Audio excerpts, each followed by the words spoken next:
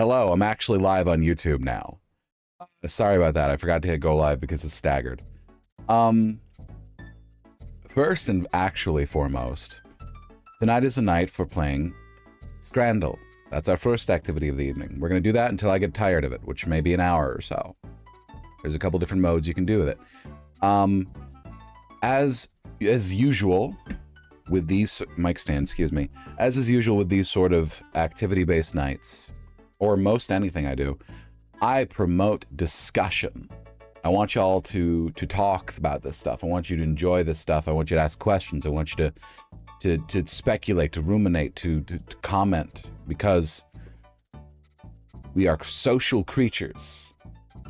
And we learn from each other, and we bask in each other's presence, and we enjoy each other's presence, and we have ourselves a good time there too. Okay? What I'm saying is, don't be afraid to chat about what you see. I enjoy chatting with people about what we're doing. I have the YouTube page up, but this is just the browser that I'm going to be using for tonight's activities. It's private because I don't trust. Okay, it shows my latest searches. Freetube, Half Sword, Max Muscle, Half Sword, Steel NPC Clothing, Soccer Gamma New Engine, and Adderall Stuttering. Those I don't care about. Can we not show the history? Give me a second. I'm gonna test something. It didn't even oh my god. How about I turn that off?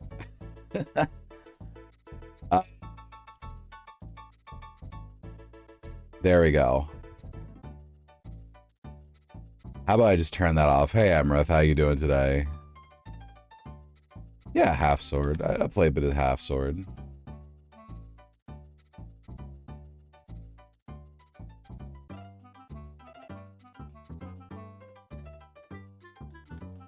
Okay, good. Frankly speaking, I don't want suggestions from my browser telling me what to search for. I think that's insulting. So I should have turned that off before. Half Sword? Okay. Let's be honest. Half Sword is not a medieval combat simulation. It is a fun physics toy for smacking around meaty mannequin people while they smack you around. If that sounds appealing to you, yes, Half Sword is good. It does, however, need massive optimization. So unless you have good hardware, I'd wait on it. If you're looking for a medieval combat simulator, I wouldn't recommend it. I'm not. So I enjoy Half Sword. You feel me? I didn't know they made a second Scrandle. Okay, here's what we're gonna do. We are going to do Scrandle. If you've never seen Scrandle, let me give you a little rundown of what Scrandle is. Scrandle, if you've ever heard of Wordle, Wordle is a game where you get a word in a given day. Everybody gets the same word, and you have a certain number of guesses to like narrow down to what the word is. This is not quite the same thing. However, this is off the dole, the -dole fad of games, which is daily guessing games.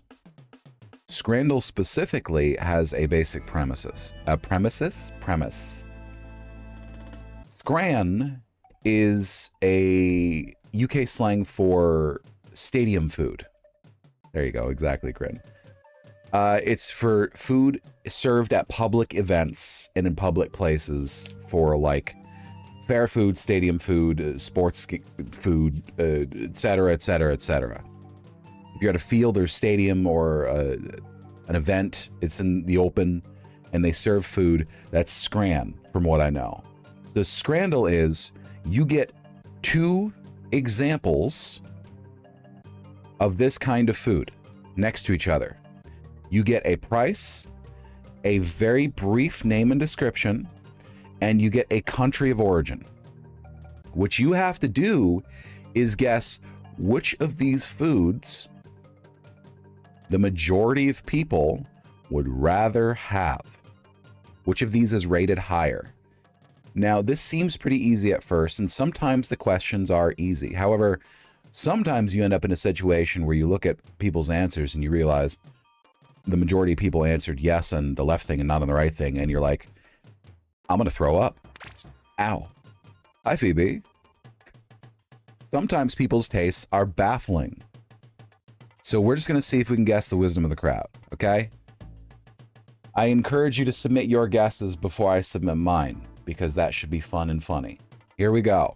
We're gonna do the daily first, then we're gonna go back to practice. There used to be like hard mode where they would like put the picture in negative or like mosaic it. I don't think they have that anymore. If anybody knows how to get back to that. Oh, yeah, evil mode. There it is. Never mind. And currency, we're gonna put it at USD. Currency conversion is not particularly accurate. We just need it to be vibes based. Okay. I'm sorry, what's Mensa mode? Doesn't matter. Worry about that later. Daily, let's begin. Okay. Would you rather have the bratwurst for $4.02 or the vegan bratwurst with kimchi for $11.93? Okay. Immediately right out of the gate, I got nothing against vegans. I'm going with the left one. There's no goddamn way I am paying $11.93 for a vegan bratwurst that I know is going to be okay at best, even if it does have kimchi. The left one, the bratwurst itself doesn't look bad. It's really just the bun that's kind of sad, right? It's really just the bun that's kind of sad. Otherwise, it's acceptable. I should probably... No, I'm not going to worry about resizing the overlay right now. Y'all just have to deal with it. This is Laramie and this is Minnesota. If you doubled up the kimchi, you are at like $5 worth of kimchi, which might make it worth it. I do like kimchi. But I'm sorry, I don't think I'm going to be paying 3 times the price for a bratwurst that I know is going to be mediocre. I'm sorry, I've tried vegan meat substitutes. They're not meat. You tell yourself that if you want. It's just not true. Now, many of them are very good, but they are not even remotely the same. They're barely even similar. Anyway, let's continue. I'm going with the left. You gonna tell me? Oh no, it tells me at the end. Okay. Oh, no. I'm sorry. That was the intro round where they pooled our votes. Never mind. Okay, so this is actually the real one, I think.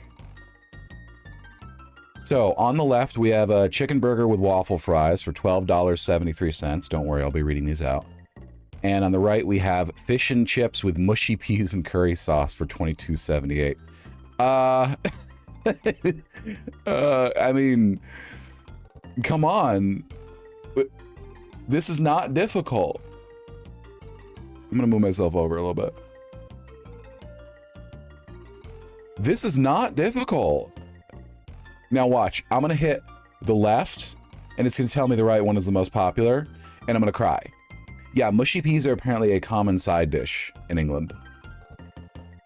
These waffle fries, look at these waffle fries. They actually look kind of delectable. I think everybody can agree on that. These waffle fries, they look nice and crispy. Yes, mushy peas are real. And don't get me wrong, I do like some fish and chips, but this is just too good. They got the coleslaw right on the burger. The Napa cabbage on the coleslaw right on the burger. The chicken does look a little overdone, but it might be a dark batter. So I don't know. It could be not overdone. I tell you, the bun looks perfect. The what? Bimbo Bear, I can't. I'm sorry. I don't agree on any level. Look, I like some good fish and chips, but the waffle fries, these look delectable, and these just look kind of sad to me. The fish and chips look kind of sad to me. There's a little coleslaw hanging out, but burgers are always messy. That's what burgers are. But this just looks, ugh, to me. This might be a cultural difference. I don't know. Plus, why you got gravy right on? Okay, that's the curry sauce, but never mind. Okay, that's acceptable. But like, this just looks like acceptable fried fish. Excuse me. Yeah, I corrected myself. This looks acceptable. The stuff on the 2/3 on the right here looks acceptable. This, I like pea soup. I don't like this. This upsets me. But that's fine. Different tastes, different strokes for different folks. Yeah, that upsets me. I don't like it. I know. Which is to say, I'm pointing out, I don't dislike peas, so that's not the issue here. The issue is that these are mushy peas. I would also like to point out $22.78, $12.73. That just with value alone, I'm going with the left. This is like I'd pay $7 for this. $7 is the line I'd call this acceptable. I have no doubt. Yeah, I love waffle fries. Waffle fries are great. I'm going left. 81%. Yeah. Okay.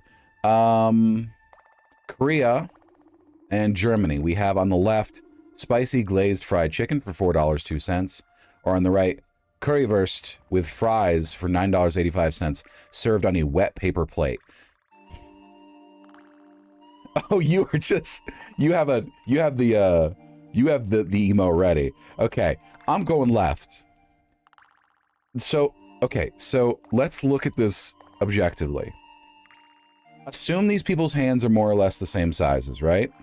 You are getting slightly more food with Germany. However, the food on the left, contained within the cup, you have a skewer, okay? You have the high walls, you have the sauce, it pools in the bottom. There's no risk of spilling this unless you drop the whole thing. And it's a heaping palm full. A heaping palm full. That's a respectable amount of chicken for $4.02. Pretty cheap, actually. Over here, that'd be like $12. On the right, I don't hate the idea of currywurst. However, why do you have it in a paper plate that looks like a taco? Oh, hey, Kings. How you doing? What do you want me to say in the voice? Yeah, the wooden stick is fine. It also has a skewer. That's good. But those fries are going to be a problem with the skewer. What is with the paper plate, though? What is with the paper plate? Why would you just put it on a paper plate and expect it to stay in place? Huh? Why would you do this to Khajiit? You must get the chicken on the left. $4.02. It is the better deal. This they want 985 septims. Terrible price. On the left they want 402 septims. Good price. Khajiit would buy 2 times. You buy this 2 times for Khajiit. You get lovely poultry. You get twice as much food, almost, as on the right, with $9.85. Sorry, 985 septim. Is not good for Khajiit. Khajiit feels this is cold sand. Warm sand on left, cold sand on right. Warm sand on left, cold sand on the right. Yes. I'm not going with the currywurst. Is the chicken boneless? I hope so. Even if not, that's still a decent amount of chicken. I'm going with left. Whoops. I'm sorry. Hold the fucking phone. 61%. Okay, first of all, how is there more than 100%? What's with the percentages? Can someone tell me that? And why would you pick 61% for more than double the price on the currywurst? I don't get it. Rounding error, 79 to 61%. That's more than a rounding error. All right. Ooh, okay. England. We have Polish sausage and chips, and we have double cheese and chili chips. Now, these are both $6.70 American.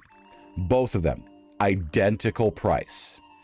They look like more or less an identical amount of food too. So this is going to come down to, aren't always matching the same food items? Maybe. This is going to come down to pure taste. Let's look at the quality of execution. On the left, we have what looks like actual, nicely charred Polish sausage. I see the grit on that sausage. It's not bad. It doesn't look cheap. We've also got onion, and we maybe pepper there. I don't know what that is. That could just be a little ketchup. We have some plain French fries. Nothing about the fries thrills me, but I'm really here for the sausage more than anything. But you have already ketchup and mustard slathered. Hi, Saphira. I don't know if these are by default. I would prefer half of each of the ketchup and mustard. On the right, we have the aluminum container, which is appreciated. The aluminum tin. Thank you. That's appreciated. That keeps it a little warmer for a little longer. We have what looks to be basic ground beef and possibly shredded pork chili. That looks a little bit like shredded pork to me. It might be two meats. That's pretty good. I'm not seeing any vegetables in here. I don't see any beans either. That's a little disappointing. I prefer my chili to be loaded. I want beans, I want onions, I want peppers in that sucker. Excuse me. I am also seeing that the cheese... Ow, I bit my tongue. Fuck. I'm also seeing that the cheese appears to be... Let's call it quick cheese. I wouldn't turn down any of these, but I am a notorious hater of cheap cheese. It's not actually chili, it's taco chips? So like ground beef with taco seasoning?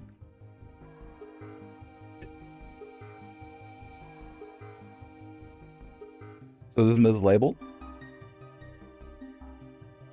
I love cheese. This is mislabeled, you're saying? We have someone attesting that this is mislabeled. Okay. I see little peppers in that cheese, or well, it appears to be peppers. So you know what? I'm willing to buy it. Let's judge it on that merit then. If this is indeed like taco flavored fries, like loaded taco fries, let's call it, right? In America. I'm going with the right hand because that sounds actually really good. That actually sounds really good. Like for cheap food, for $6.70, that sounds pretty goddamn good. And that, I'm gonna go with this one. 89% versus 82%. Yeah, they're comparing it versus all of their matchups. Got it. All right, we have Denmark on the left, England on the right. Oh my God. I didn't even absorb the picture of the food for a minute. On the left, we have Stadionplatte, which is, I'm assuming it's a sausage with a bun, ketchup and mustard. And we have a quote, and heavy quote. The quotes are doing some big work here. Cheesy nachos, which appears to be plain corn tortilla chips with unmelted shredded cheese.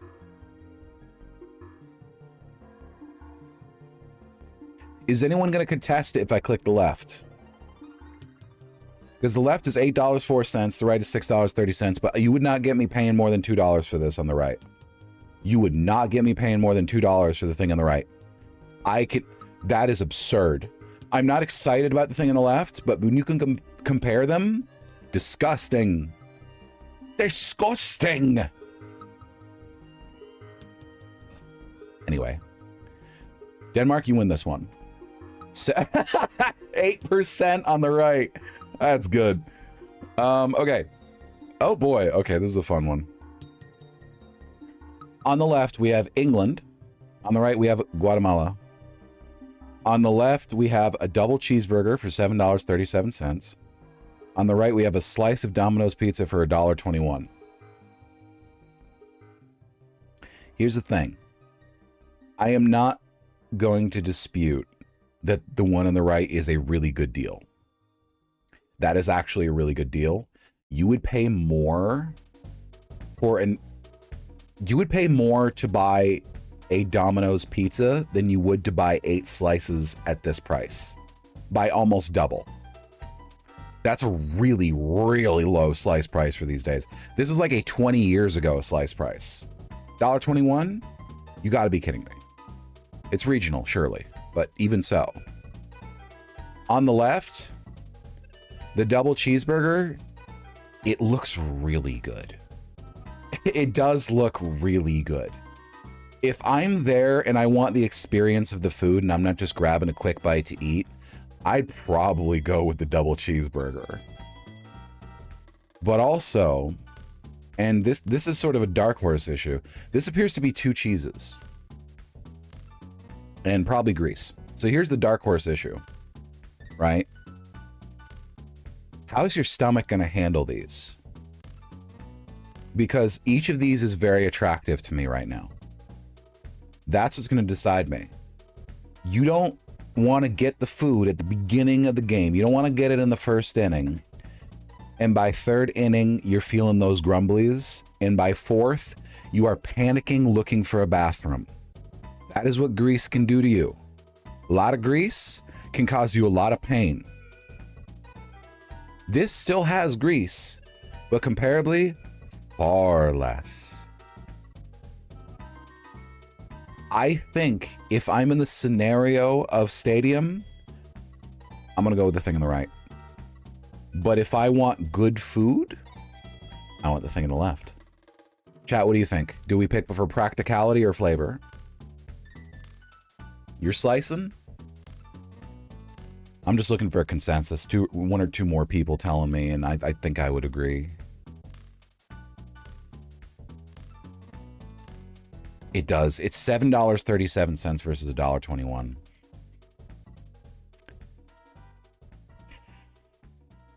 All right. If I'm trying to win, I think it's on the left. Yep. 86%. It's just about winning. All right. We have England and England again. On the left, we have roast potatoes topped with black pudding and peppercorn sauce. On the right, we have toffee, quotation marks, donut.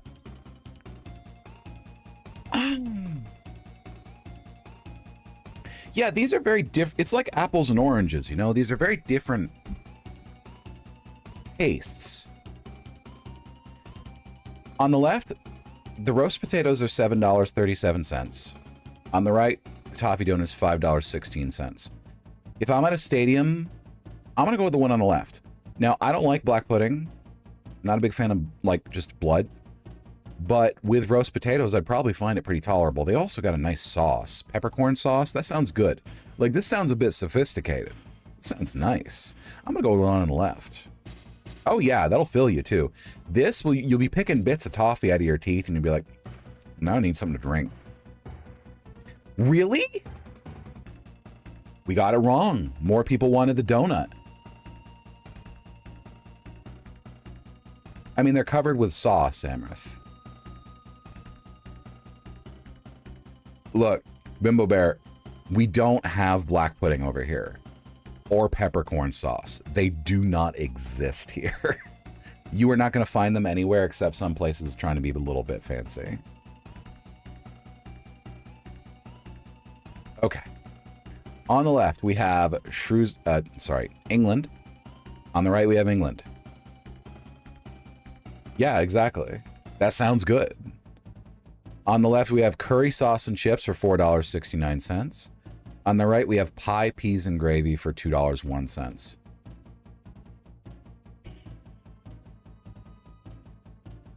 I'm gonna go with the left because I've had British gravy.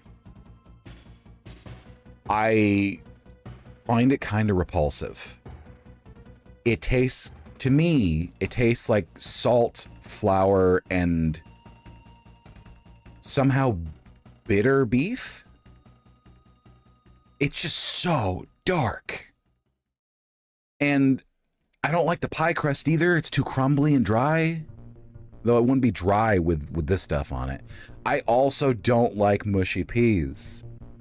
I just don't like them. I'm going left on principle.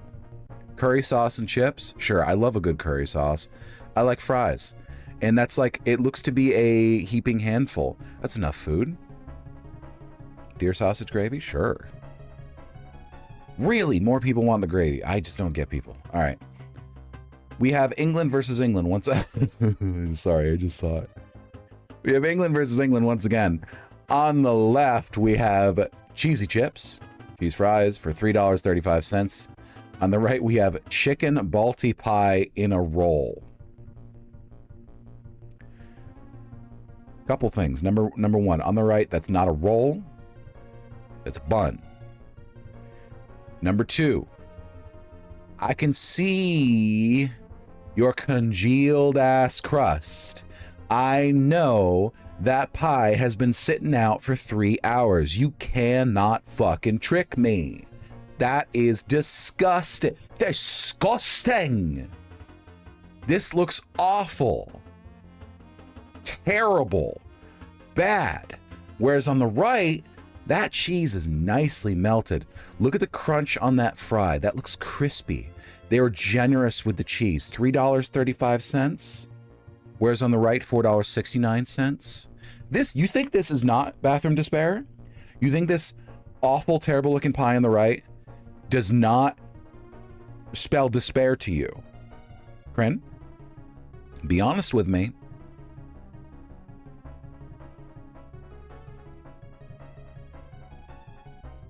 That looks like good cheese. That looks like real cheese.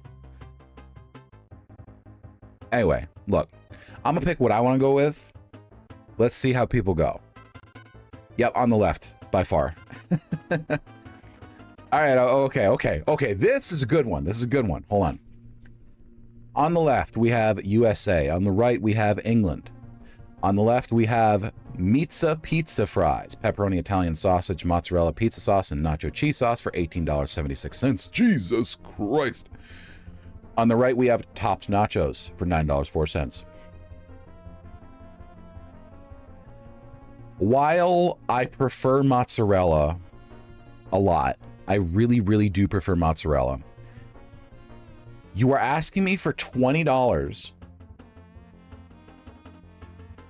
for what appears to be a heaping handful of food that is going to give me the green apple trots within 2 hours.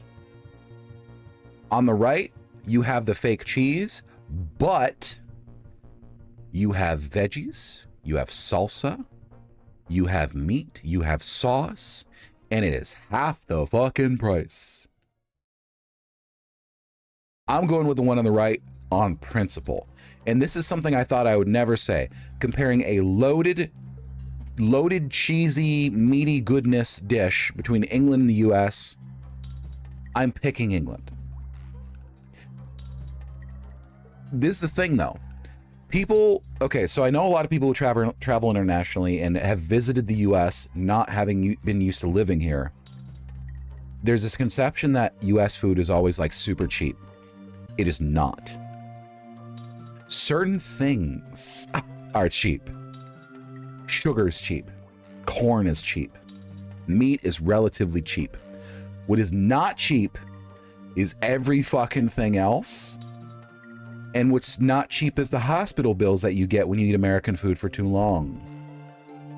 Believe me, stadium food, event food in America, $20 for this, it's kind of cheap.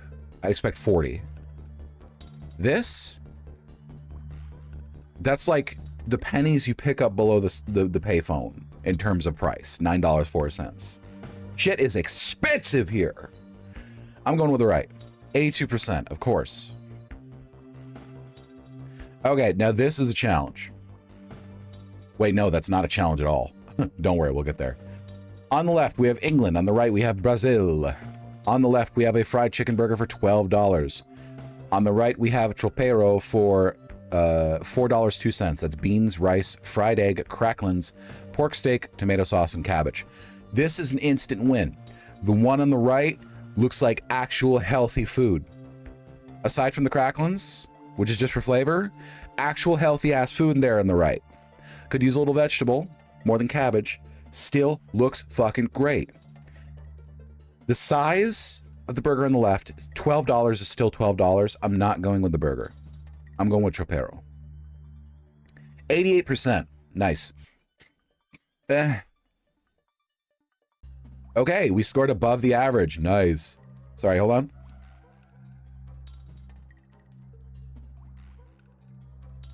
Okay. All right, so that was our daily. That was pretty good. Let's just do some practice rounds. Ooh, okay. I wonder. All right. Oh, God. On the left and the right, we have England. On the left, we have steak and chips for 2. The steak is done rare. You appear to have a, perhaps maybe a pesto-based dipping sauce on top of crispy, thick fries. On the right, now there's browning. That's charred. It's got char on it. On the right, you have what appears to be some sort of alien dissection taking place. Yeah, that's depression. This is what you find in the Alien movie. When you look inside the alien. Oh, you mean on the right? Yes, that's boiled. That shit is boiled. You... Ghost. Ghost, please, you're better than this. Ghost, you're better than this. Oh no, Ghost, please. This, oh God, that is the inside of an alien.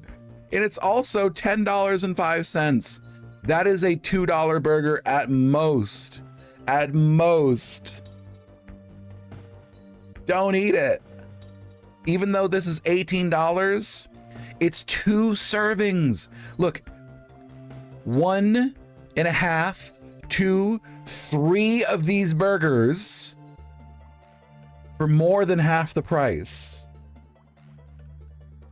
If you break this down, you are getting cheaper food with a nicely cooked steak on the left. Oh yeah, absolutely, Bimbo. Absolutely. That is definitely pre-grill marked. They have a stamp that they applied in the factory and they just press it down there and then they ship the pre-cooked boiled patty out. I would not pay $10. I would rather spring double for the steak and chips. 79%. What is the 10% of you that would prefer that burger? I got 1 or 2 of you in chat right now. Explain yourselves. I ain't mad at you, but I am disappointed. All right.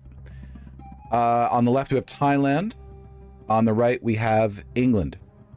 Thailand appears to be offering spicy sausages on a stick for 13 cents. Holy shit. On the right, we have... No. No.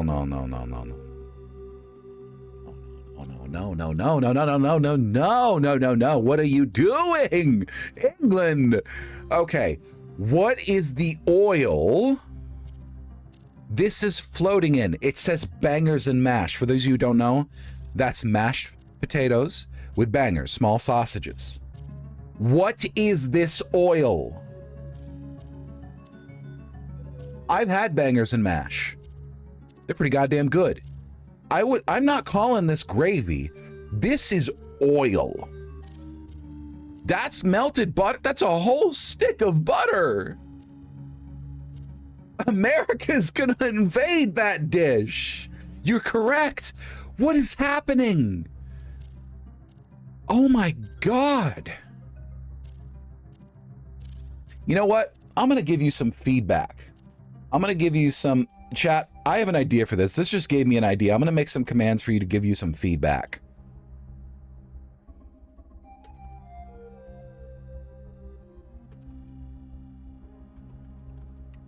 Here we go. Chat, we're making some commands. I need you to sit and look at this while I do this because this is disgusting.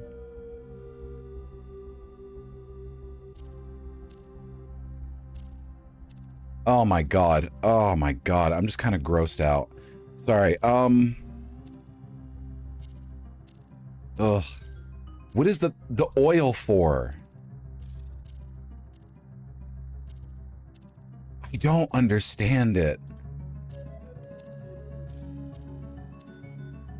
That, look, for this amount of mashed potatoes, you need approximately, if you want really buttery potatoes, you want maybe 2 by 2 centimeters in a little flat little like chip. Oils for drinking? No, it is not. Thank you. Oh god, monster mech is what I'm looking for. Okay. Okay. I'm just fucking, I'm all fucked up. I'm all fucked up. Hold on.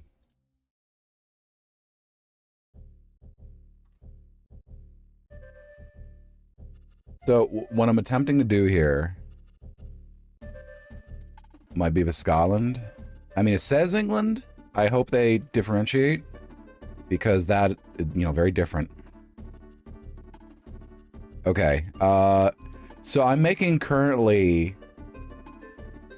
redeems, sorry, not redeems, just chat commands that anyone can use. You'll be able to put in exclamation left and exclamation right. They're not working yet. But that is going to tell you, that's the sound effect for the left. And if we hear a bunch of people just going left and right at the same time, I think that would be very funny. Let's try this. Where's the overlay? Okay, fine. Oh boy.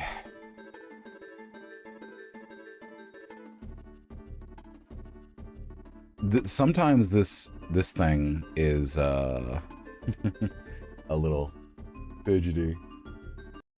Okay. I think I got it. Where the hell is this? No, it's fine. See, what's supposed to happen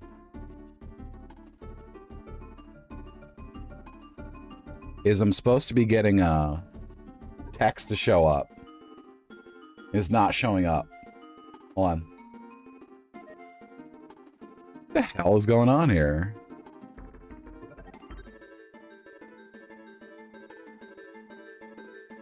Hey, what is up with you? Mix it up, can you fucking please?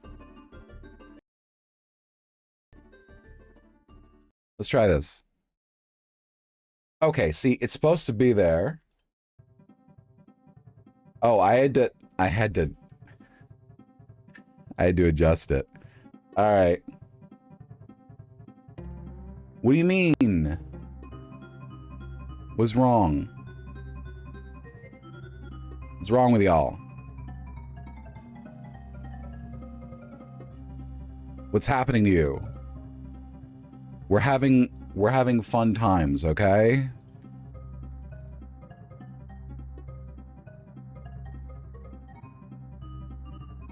There we are. Yeah, that's good. That's good. Okay. So that's the left command. Now I'm going to duplicate it, make the right command.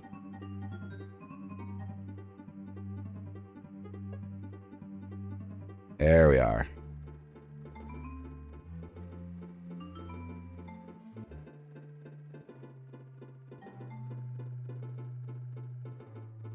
There we are.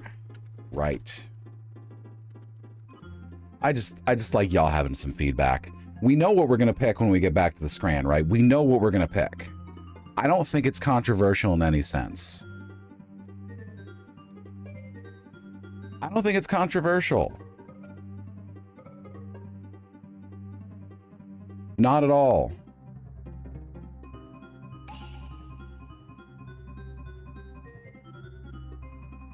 There we are.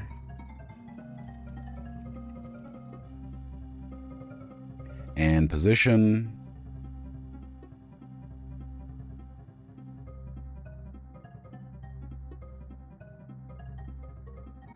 75 should do it. Okay, good. All right. Here you go, y'all. Go ahead and use either exclamation point left or exclamation point right to declare your allegiance, if you will, because this is, now you can make your voices heard. We got one for the left. Left it is. Left it is. I think that's pretty definitive. Boom, 14%. All right, you can start declaring at any point, by the way. You'll make your opinion known. On the left, we have Germany. On the right, we have England. On the left, we have mozzarella sticks with salsa dip and a beer and what appears to be some flatbread. On the right, we have chicken wings. Left is $6.97. Right is $5.36. Now, I'm not going to lie to you. The chicken wings, they got herbs on them. They look pretty good. But the left is mozzarella sticks. I mean, you're getting also slightly more food on the left, and you're getting a beer. This is hard for me. This is hard for me. Well, it's just a salsa dip. You're supposed to like dip, dip, dip, dip, dip. You're not supposed to like scoop. Personally, I'm going to go with the one on the right simply because I see those herbs. I see that crisp. I see that golden matter. That looks good. 83% versus 74%. Good to know. All right. On the left, we have England. On the right, we have England. On the left, Yorkshire pudding wrap for $10.65. On the right, double cheeseburger and chips for $13.40. I am actually having a tough time here. That burger does look a little sad, though. So on the right, I want you to notice something. If you look on the right, the onion still has black char and flecks all over it.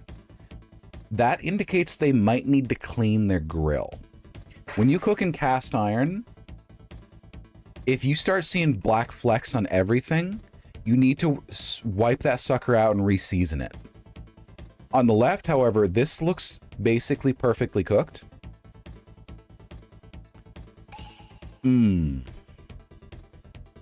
I think this one is going to make me sick. This is slightly more food, but this looks like something I want to try. That also looks like puffy pastry bread almost, which is one of my favorites. I love that stuff. I'm going to go with the left. Oh, wow. Okay. I was wrong. Oh! Sorry, hang on. Oh, boy. Okay. On the left, we have England. On the right, we have the USA. On the left, we have roast potatoes and beef gravy for $6.03. On the right, we have unknown for unknown. Which one of these you want to eat, chat? Tell me. Go on. Go on. Yeah, I thought so. Look, if anyone picks right, you're being a contrarian. Let's be honest. Either that or your curiosity. What the hell is with that? I'm sorry, hold on. Ignore that overlay thing. I need to fix that. On the right, okay, that can't be spam. Spam is pink. This is mannequin toned. That's mannequin toned. I have never seen mannequin toned. No, spam comes cooked. It's pre-cooked. It's not. Oh no. No, no, no, no, no, no. Oh God. Oh. Sorry, I'm good. Oh, I just felt something weird in my stomach a little bit, just looking at that. I'm sorry. Okay, no, I can't in good conscience. I can't in good conscience. Canned chicken, is it dusted with herbs ever so lightly, or are they in it? It looks like they're in it. I'm going with the left. I can't touch that. I think if I touch that, I'd need to wash my hands. 8%. Oh, canned chicken. Oh, it's disgusting. Okay. Like shredded canned chicken is fine, but like solid canned chicken. Okay, we have USA on the left and England on the right. And I'm sorry to tell you, there's no contest here. There's no contest here. It does look like a nutrient brick. On the left, we have nice blue cheese wings. Buffalo sauce, apparently. I'm sorry, my mouth is watering. Oh my God. On the right, we have a pint of Guinness. With no price data. On the left, we have $22.78 for the wings. That's too expensive, but it is stadium food. Considering it is American stadium food, I would have expected $35 or more from that, but 22 is actually reasonable. The days of 50-cent wings have been over for a decade. No, sorry, 15 years. So these days you're paying $2 a wing and you're calling yourself lucky for it. I don't like much beer. I definitely don't like Guinness. Stouts and ales, to me, they just taste like, oh, you got wheat and you added bitter to it. Good for you. What's the point? What's the fucking point? Wheat and bitter. I can just eat grass. And I wouldn't feel like I want to throw up afterwards. Most beer makes me want to feel like I have to throw up. And I'm not getting drunk. I'm not tipsy. I'm not disoriented, dizzy. I just feel like I want to throw up after I drink most beer. It feels like I shouldn't have drank that, like it was something I found under the sink. I'm going with left. 61%. Obviously. Oh my God. All right. Yeah, most of the aftertaste is just bitter. There's some beers I like, mostly IPAs. Some hazy IPAs, some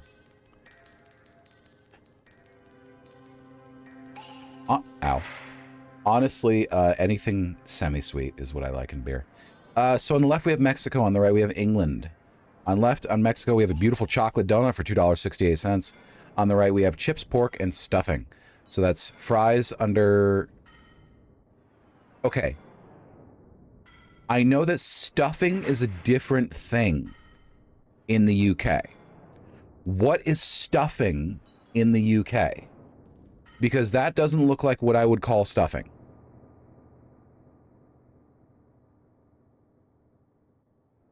This is like pork. That donut does look perfect.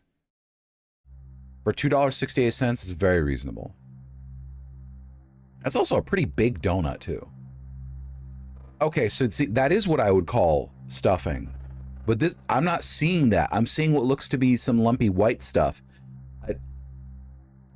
When I'm thinking stuffing over here, it has been so thoroughly soaked in herbs and a little bit of gravy and like veggies that it is not white anymore. That doesn't look like stuffing to me. That looks like bread. The pork looks fine. Packet mix. Yeah, that looks like packet mix. I'm going with the left on principle. It's cheap, it's not going to bother my stomach, and it looks actually delicious. 55. Well, that's close. Okay. We have England on the left, Germany on the right. On the left, we have double Scotch beef burger, 2 bacon slices, cheese, halloumi fries, and onion rings with chips. I heard halloumi for the first time yesterday, and now I see it again immediately. That's funny to me. On the right, we have bratwurst. Okay. $13.40 on the left, $3.48 on the right. I gotta be honest, that looks like a nicely cooked burger. It was cooked very quickly, but it looks like a nicely cooked burger. And as well, the fries look okay. That's a lot of food too. And although the bratwurst is cheaper, I am not excited by it. Also, this habit in Germany of making the bratwurst always hang off the end and drip sauces, I don't like that. I want bread all the way. Make the sausage shorter or make the bread longer, one or the other. I don't care which. Of course, make the bread longer. But like, I'm going with the left. What? Okay. I don't understand these people. England and Denmark. England left, Denmark right. On the left, we have a burger, $8.04. They're not labeling it, so it looks like a bacon, onion, a triple cheeseburger with some decent bun. On the right, we have Frankfurter. So it's just like, you know, a crispy sausage with a sad-looking bread bun that's not even cut correctly. It's kind of torn with like a thumb probably, and it's got like crispy onions and like maybe ketchup or some sort of sauce on top. This for $10.72. One Frankfurter versus one burger. $8 for the burger, $10.72 for the right side. I'm sorry, this is a winner. 82%, of course. Okay, so we have USA on the left, England on the right. Sorry. England on the right. On the left, we have pulled pork nachos with what appears to be a dusting of possibly blue cheese or feta cheese. On the right, we have gray burger with sad unmelted cheese on wet bun. The pulled pork on the left is the nachos are $17.69. On the right is the burger for $14.74. Yeah. I'm sorry, but whoever priced this needs to be kicked firmly between the legs. Full force, once. Full force. No holding back.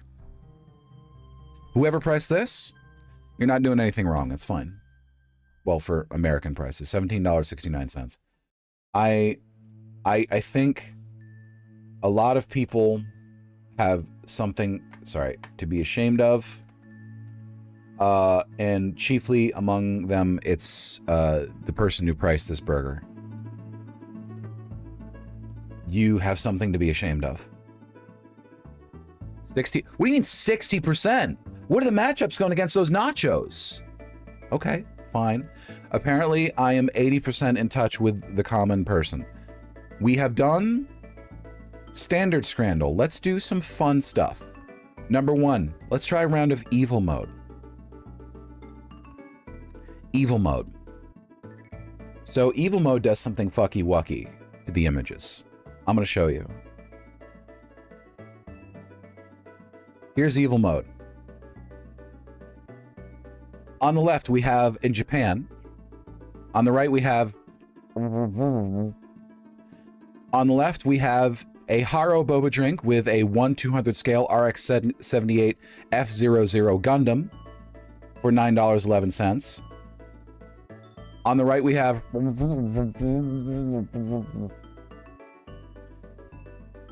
This is actually a toughie.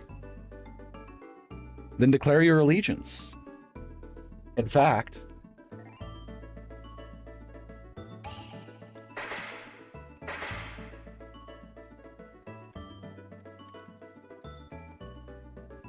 there we go.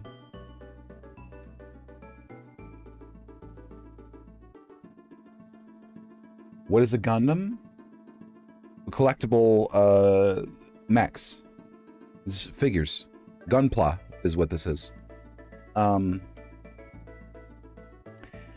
Kryn goes right. Phoebe and Dr. Phineas go left.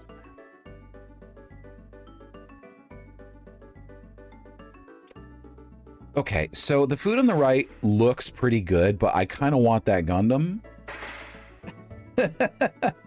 I kind of want that Gundam.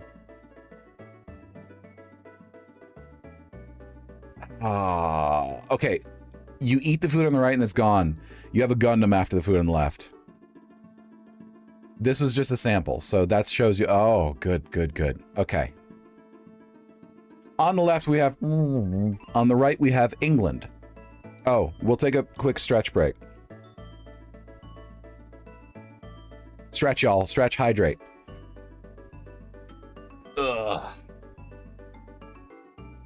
Oh my God. I don't like the wording of declare your allegiance. Hold on. Evil mode is fun.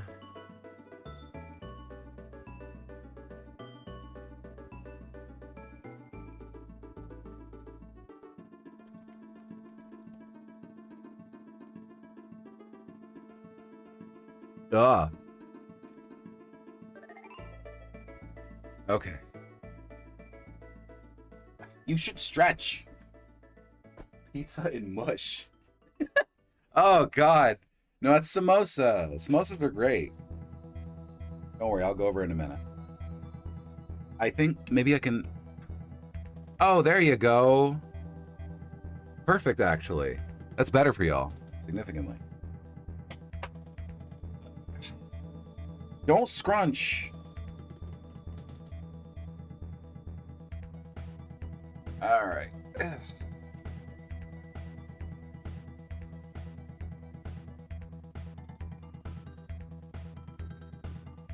This is good stuff.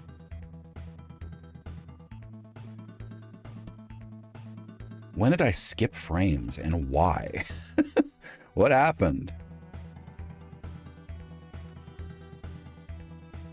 Ah, don't cheat now. Don't be cheating now. You gotta be here with the rest of us.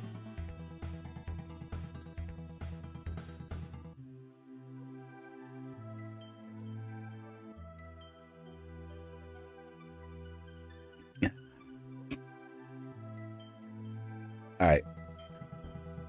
Oh, chat, I hope you're enjoying yourself. I'm vibing. Ah. You're not even looking. You're just declaring left, huh? Okay. All right. We're almost done with the ad break, I think. Ow. My fingers, excuse me.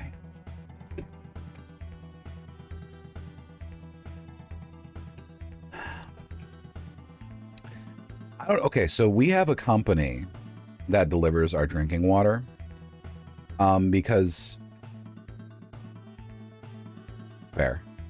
We have a company that delivers our drinking water because although it's technically safe to drink the water here, we use well water and it's really like rich with minerals. It's pretty hard water and that can give you like stomach troubles and it can taste pretty bad.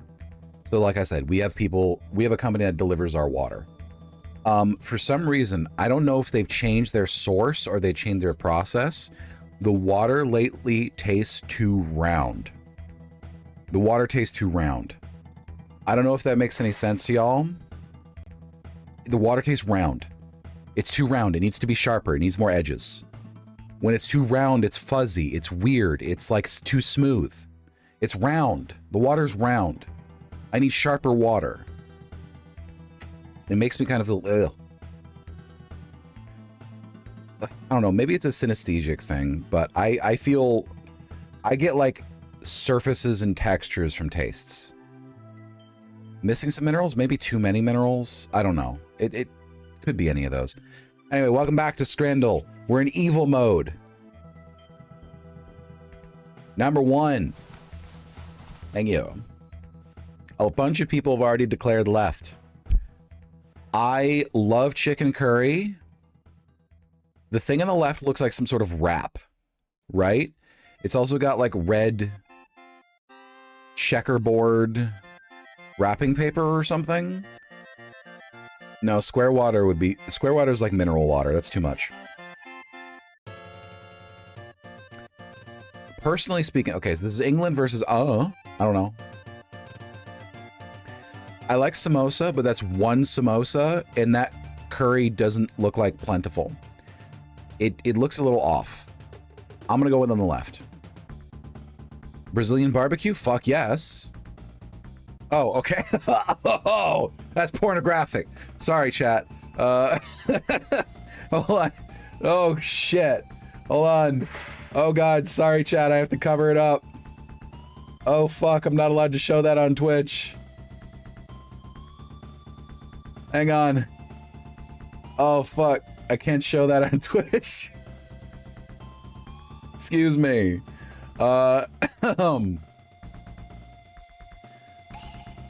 Hang on. It's fine. Don't look at it. On the left, we have England. On the right, we have the Czech Republic, I think. On the left, we have slow-cooked beef brisket burger for $10.72. On the right, we have sausage for $3.75. Yeah, you fucking... It's the log view, you know, like the flat log view. The dick pic log view is where you just point your camera downwards and you just like, it's like, oh, it's right there. It's jutting towards the top of the picture. No flare, no accentuation, nothing. Hold on, I need to send a screenshot. Someone.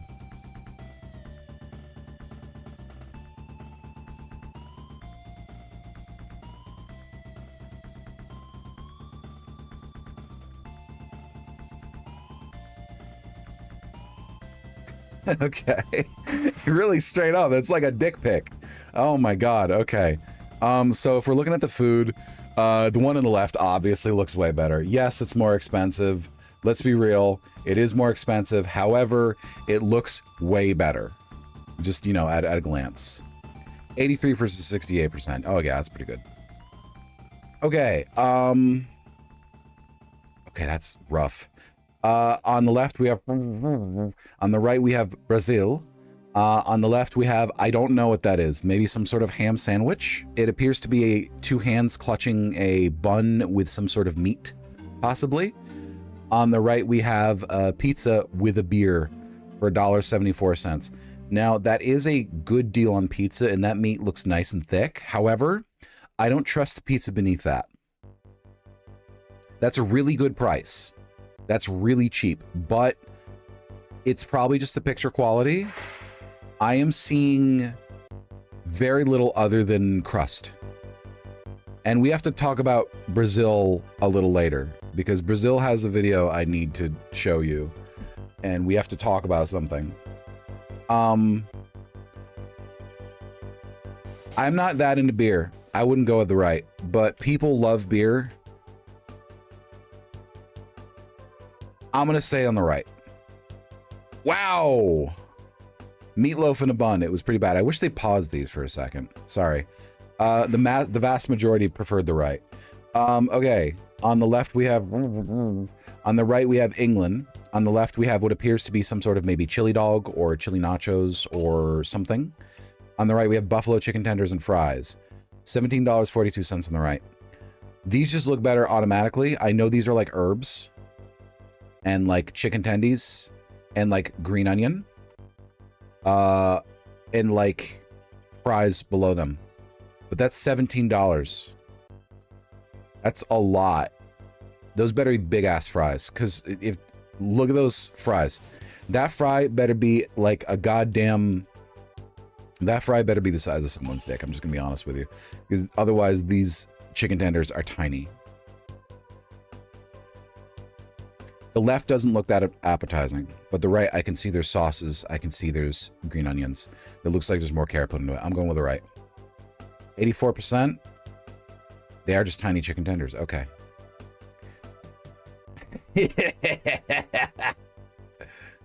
Yeah, exactly. Hold on. Can we go back? No, we can't. Maybe we can review it at the end. On the right, we have, on the left, we have, on the right, we have England with pie, mushy peas, and gravy for $4.69. I'm going with the left. Oh, no. Oh, God, we have to eat that now. Sorry, I'm good. I was wrong. I was deeply wrong. I was deeply wrong. I don't know, Kren. Lesbian quiz? Maybe it knows the kind of crowd you're hanging around with. Oh, boy.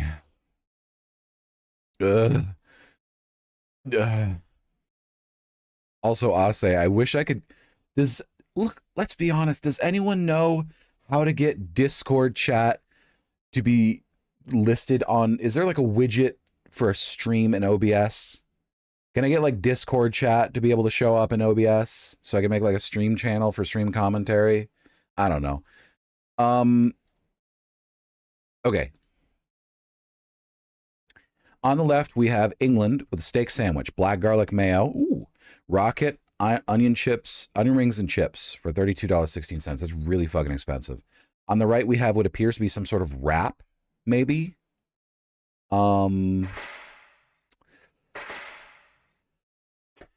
If it's just by pure taste, this sounds actually really good. Black garlic mayo sounds fantastic. Rocket, good, veggies, onion rings and chips. It's really expensive.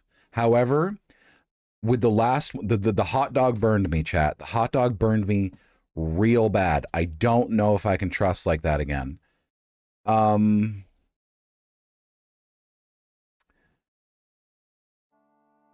I've got to go with the left.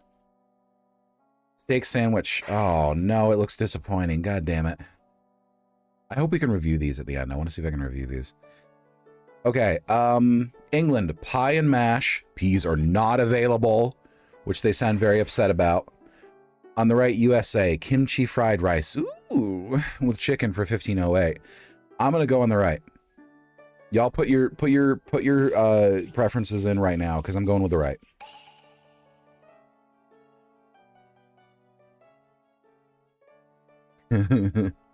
Y'all love mushy peas over there, don't you?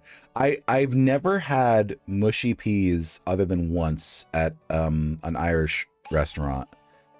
They were not good. The bangers and mash were great. The mushy peas, not good. I'm going kimchi fried rice because kimchi fried rice sounds delicious. No, it's not like I dislike peas. I eat peas. I love pea soup, etc. But mushy cheese, ugh, no. Kimchi fried rice, 46%. Nice. Okay, I can't even... Give me a second. On the left, we have Portugal with pão com chorizo. On the right, we have Japan with strawberry bubble waffle. I might be interested in the one on the left if I could ever see it. Marrow fat peas? I've never had those. I like the sound of the one on the left, but I can't see it. It is a white void. What do you want me to do with this information?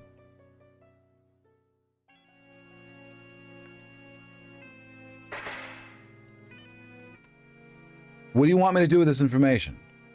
I'm going to go with one on the left. Also, Japan really does know desserts. Japan is really good at desserts. Let's be honest. Japan, great at desserts. 82%. It's nothing. It's just... Okay. Oh, okay. This is hard mode, chat. Hard mode. Be honest. On the left, we have... On the right, we have... And on the left, we have... For... On the right, we have...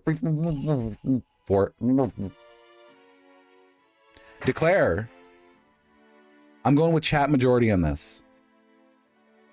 One for the right, one for the left. On the right, it looks like fries of some kind, maybe nachos. On the left, it looks like some sort of dog or maybe a long trough of fries or nachos. If I get mushy peas again, I'm going to be so heartbroken. Is that like a traditional stadium food? Mushy peas, like as a side? Or is it outside of stadiums also extremely common? Because I'd never seen mushy peas in an American dish in my life. It's not a thing here. I don't know.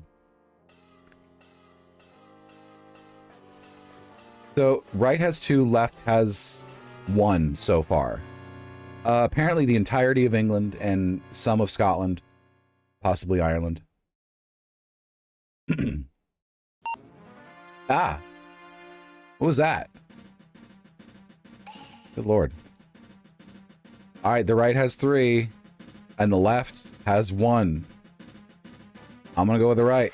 Oh, left has 2. Do I hear 1 on the left more for a tie? No. Going once. Going twice. It's the right. God damn it. I would have gone with the left for sure. Okay. Oh boy. Okay. On the left we have, and on the right we have US. On the left we have some sort of sandwich or burger perhaps. On the right we have pepperoni and cheese rolls. 3 for $9.92. I'm kind of going with the right. I didn't know they had those at Subway. Okay, maybe they don't have them at my Subway. I'm kind of going with the right.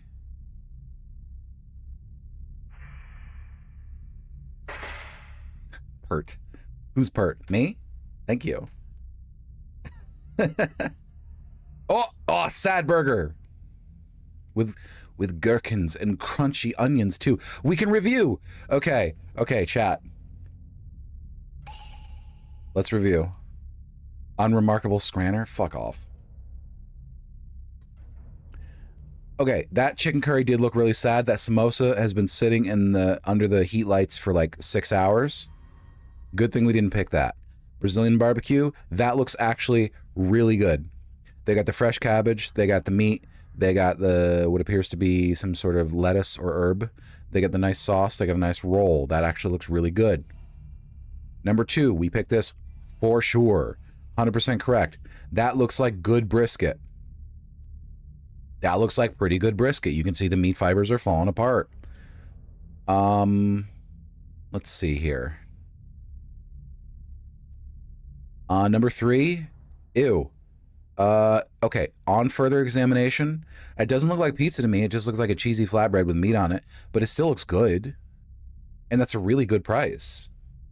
I mean, don't think of it. Okay, so we have something to address with Brazilian pizza later.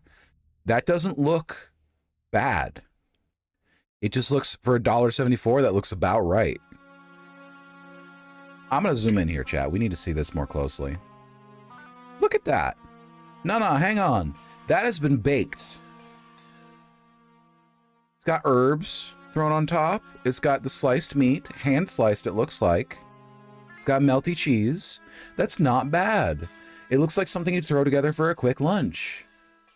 Whereas this looks sad. That's not meatloaf, that's just fucking ham. Damn it. All right, fine. I would go with this though, personally. On the left, we have hot dog. Not looking very good. I don't know if those are bacon crumbles or if that's like onion. That looks like sad bacon.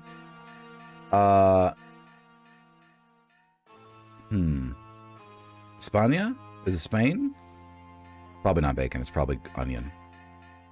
Yeah, it's a sad hot dog. You can see the seam on that. That's factory sealed. Look at that seam. There's a seam on the hot dog all the way down the edge. It's factory fucking sealed. Okay. On the right, the buffalo chicken tenders and fries. They actually look pretty good. And those are big fries. You can see the hand underneath that. Those are pretty goddamn big fries. It's expensive, but it looks good. Now here's where it started going wrong. No, actually a lot of our England picks have been good.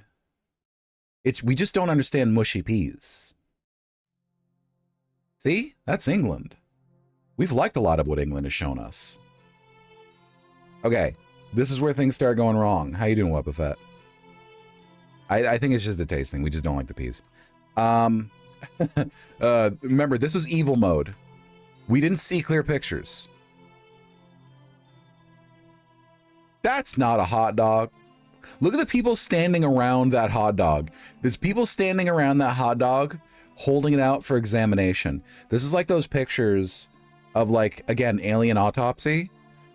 Someone has like gloves they're putting on above this. And that's a round bun on a hot dog.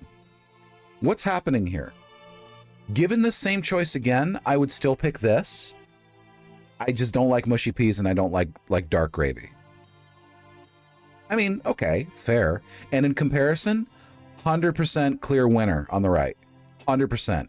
I would still pick this. But I just don't like mushy peas and I don't like dark bitter gravy. It's just salt and bitterness. Everything else I've been pretty vibed with. Okay, here's the thing. I didn't know this was burritos. Because we were playing evil mode, this was blurred, and this was just reverse. This is negative. I would pick this over this. But except for the onion rings looking kind of old, this doesn't look too bad. Steak looks kind of dry. Your team has an entry in the site? Oh, like your stadium team? This is a little kind of dry, but I mean, American burritos. It's probably burritos from Mexico. Like, look at that meat. Look at that meat. Look at that herb. Look at that cheese. Oh. I pick this. I wouldn't turn this down, though. I wouldn't shit on this. But I would pick this if it was a contest. That bread is nice and toasty. God. That's a fucking burrito. Hi, Mara. Oh, God. No, you saw the picture. That looks like the classic log dick pic. You saw the picture. Also, I'm speaking to Scrandle, don't worry. Not you. We're reviewing our choices. Hope you're doing well tonight.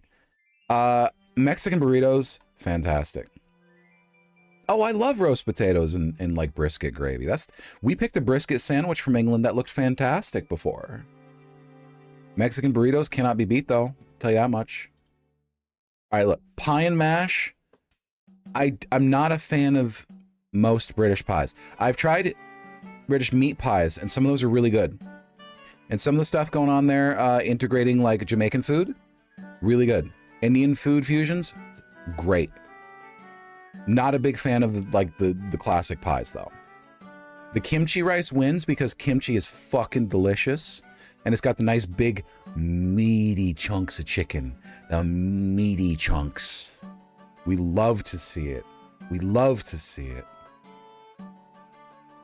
This gave me nothing. This gave me nothing. The picture on the left, I'm sorry. It looks... Marav, do you see it? On the left there? Please be real with me. Is my brain destroyed? Am I corrupted? This looks... It looks like a large flaccid penis.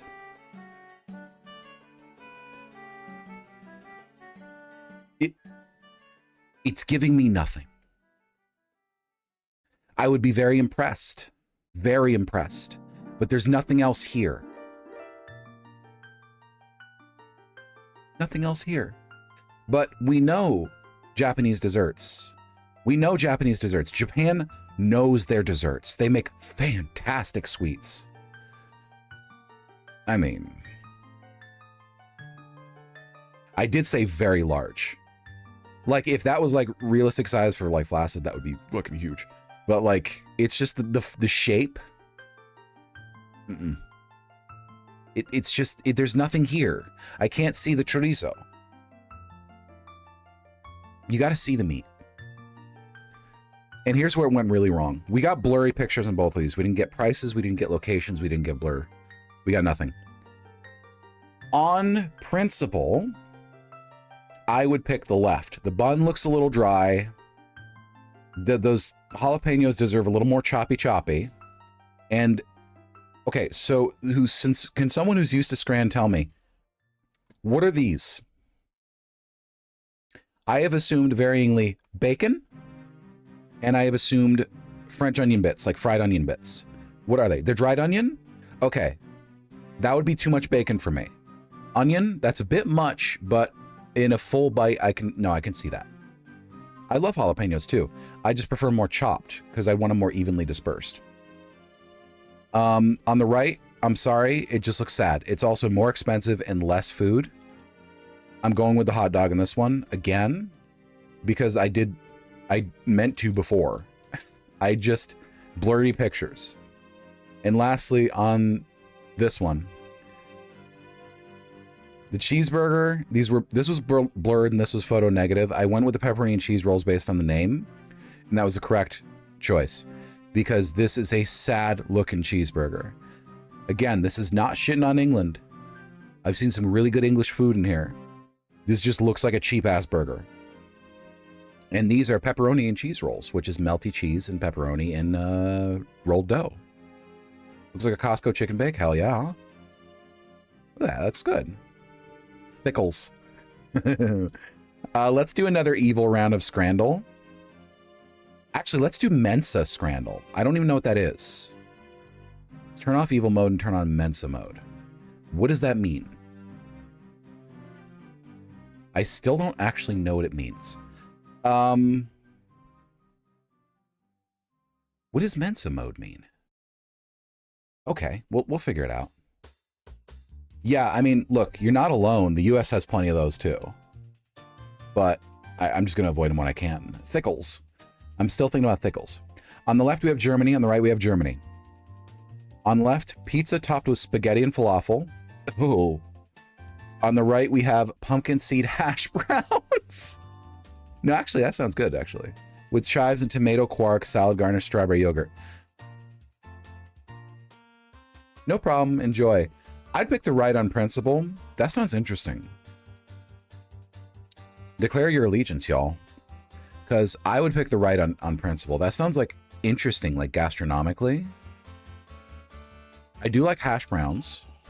And pumpkin seeds don't go bad with savory stuff. Left, really? Oh, okay.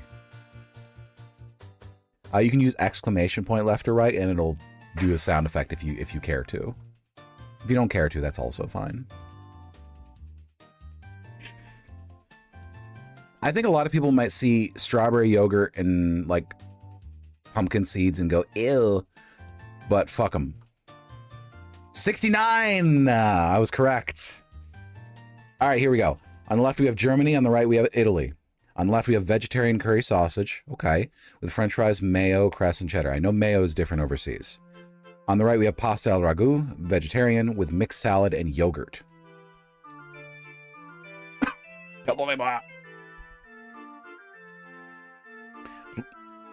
Sorry, damn, what the fuck?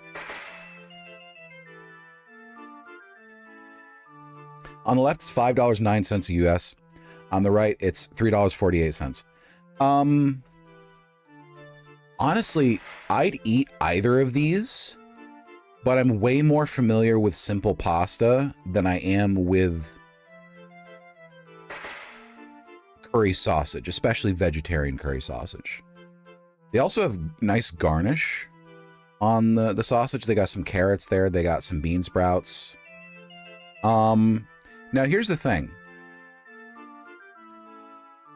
Do not, and I am telling you this with all my sincerity and all my love in my heart, for the love of fucking God, do not let your pasta sit with zero sauce for an extended period.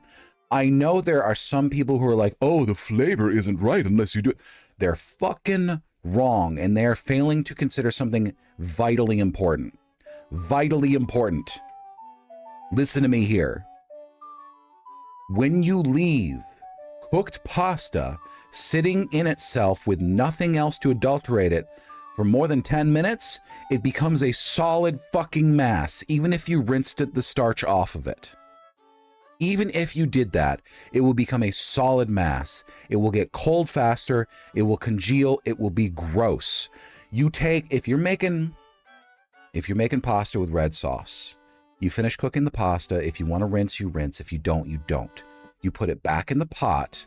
Then you add a single scoop of sauce to it and you stir it evenly. It will not stick anymore. It'll stay warmer longer. It'll absorb more flavor of the sauce and it'll look better. This shit over here, this is shit people started doing for advertising purposes or a neutral oil, yes. This is advertising purposes to show off the product. Don't do this. We're going with the left. What?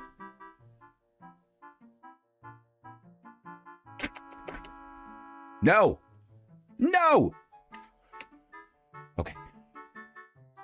I think Mensa mode is just quote unquote more sophisticated foods because we've been seeing more varied foods here. Okay, Germany on the left, Germany on the right. Roasted potato hash browns, ooh, with mushrooms, vegan cream sauce, and spring onions on the left. Nasi goreng with rice, salad, and strawberry yogurt on the right. I want to eat both of these. That's not weird, right? I want to eat both of these. These both sound good. They both sound great.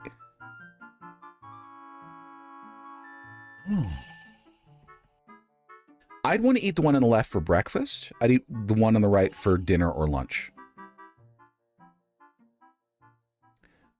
I'm in more of a dinner mood right now, so I'm inclined to go with the nasi goreng myself. But I really like hash browns. I fucking love potatoes. I love me some potatoes. They're also super cheap. $3.48 for the right, $2.95 for the left. Let's go with the nasi goreng. What?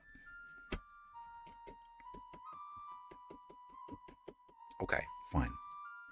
On the left, we have Korea. Ooh. On the right, we have Germany. On the left, we have bibimbap. Bibimbap with rice, kimchi, and soup. It's bibimbap with the whole thing. On the right, we have köttbullar, Swedish meatballs with fries. On the left, $2.68. On the right, $3.75. I'm going left. Oh, is Mensa mode people who are in educational systems? Is that what it is? Shit, that might be it. Yeah, Bimbo, it might be it. On the left, that just looks good. Bibimbap. Who doesn't love some good bibimbap? It's got rice, kimchi, and soup with it. Miso, probably. Something similar. Maybe a cabbage soup. Fuck, I love that. Left. 94%. Yeah, it's universities. Okay. On the left, we have Berlin, Germany. On the right, we have Mannheim, Germany. On the left, we have vegetarian sushi with Napa cabbage, carrot, and wakame for $4.22. On the right, we have Tunisian rice pan with baked cauliflower oriental yogurt dip and side salad. Has everything been vegetarian so far? I think it has. Well, not the bibimbap. The soup probably had fish. Broth. I'm going with the right. A Tunisian rice pan sounds really good. Plus, those baked cauliflower look really good. Yogurt is a very common side dish with a lot of Middle Eastern dishes of all varieties, all the way into Asia. Beef in the bowl? It did, you're right. So they're not all vegetarian, it's just very commonly vegetarian. I would eat both of these, but I'm going to go with the right because that looks really good. 83%? Yeah. Oh, okay. Wow. On left and right, Germany. Oh, it's German food. Never mind. It's just a little, you know, mushy looking. Potato pancake with applesauce with sugar beet syrup and whole wheat bread. That sounds really good. On the right, we have pizza with spinach and feta with a bowl of lentil potato salad. I know which one I'm picking. I am very interested in trying the potato pancake with sugar beet syrup. But they're very different kinds of food. And currently, I am way, way more into the nice peppers we got on here and the pizza with spinach and feta. The pizza crust's a little weird looking, but that's fine. I'm going to go with the right. 82% versus 33%, yeah. All right. We have Germany versus Belgium. Yeah, fired pizzas tend to... the dough browns much quicker and cooks much quicker when it's thin. So you end up with these weird stark contrast areas of like spotty dark and white. It's just how it looks when it goes like that. We have on the left aloo gobi with potatoes, cauliflower, Brussels sprouts, and berry dessert for $2.88. Pretty good. And on the right, we have vegan cheeseburger with potato wedges and salad for $5.76. I need to know what that burger is. If that is a black bean burger, no thank you. If that's like an Impossible burger or something, I'll go with the Impossible.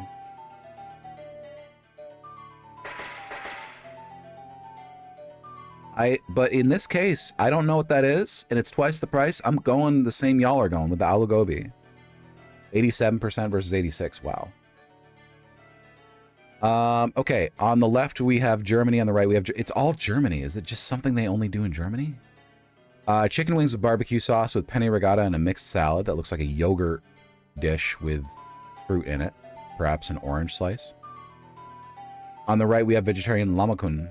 I don't know what lamakun is. Is that a tomato sauce? Is that a sweet sauce? Is that meant to be wrapped up and eaten whole? Like you squeeze the lemon onto it? I'd be interested in trying the right. The left is boring. We did. Okay, right. It's mostly Germany, though. That's interesting.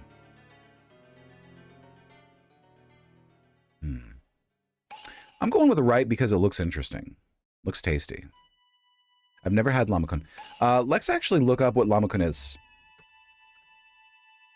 is a popular Middle Eastern and Turkish dish featuring a thin, crispy flatbread topped with a spice mixture of minced meat, usually lamb or beef, tomatoes, onions, herbs, and baked. This is from Wikipedia, right? Oh, no, it's the AI mode. Fuck. Okay. Middle Eastern flatbread topped with minced meat. Okay, yeah, it just ripped it right from Wikipedia. That's fine. Lamacun is often wrapped around vegetables, including pickles, tomatoes, peppers, onions, parsley, lettuce, roasted eggplant. Yeah, it's just a nice meaty wrap. I would absolutely take lamacun. Also, yeah, no sauce pasta. Was that paprika on pasta plain? That's disgusting. Okay, we have Germany and Germany again.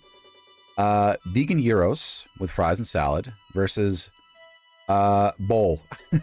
Falafel, lentil rice, beetroot hummus, baked cauliflower, and coriander. That sounds really good, actually. I like gyros. Falafel, okay. Does anyone else have the same issue with falafel that I do? That, like, it's too... The combination of the texture plus the flavor is too rich. The flavor by itself, not too rich. Very tasty. But the texture is too soft. It goes like mush in the mouth. Combined with the flavor, it just gets kind of cloying. However, when combined with like crispy lettuce or something, that does sound good. Yeah, that does sound good. That does sound really good. Cannot make it at home? I wasn't aware it's hard. I would try the right for sure, based on novelty. If I'm going for like dependable and simple, I'd be going with the left. I want to try the right. 82 versus 84. Okay. Damn, I'm sorry to hear that. Oh! Okay. I think I know which way this is going. Hold on. On the left and right. Germany and Germany. Maultaschen? Maultaschen. Swabian dumplings with noodle soup. This does not look terribly appetizing. I'm sure the dish itself tastes fine.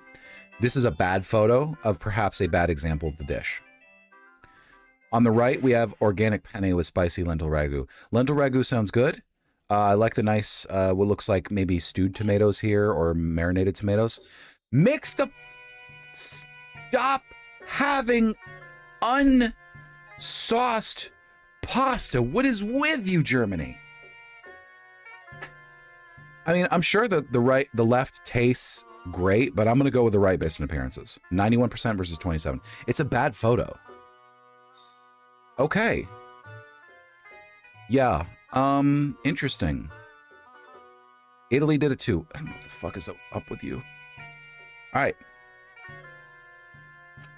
We've scranned. We've scranned. We have another activity up on the docket. Scrandle was good. Scrandle was great. Scrandle was fun. But we are moving on to a second activity. I'm taking you to a secondary location.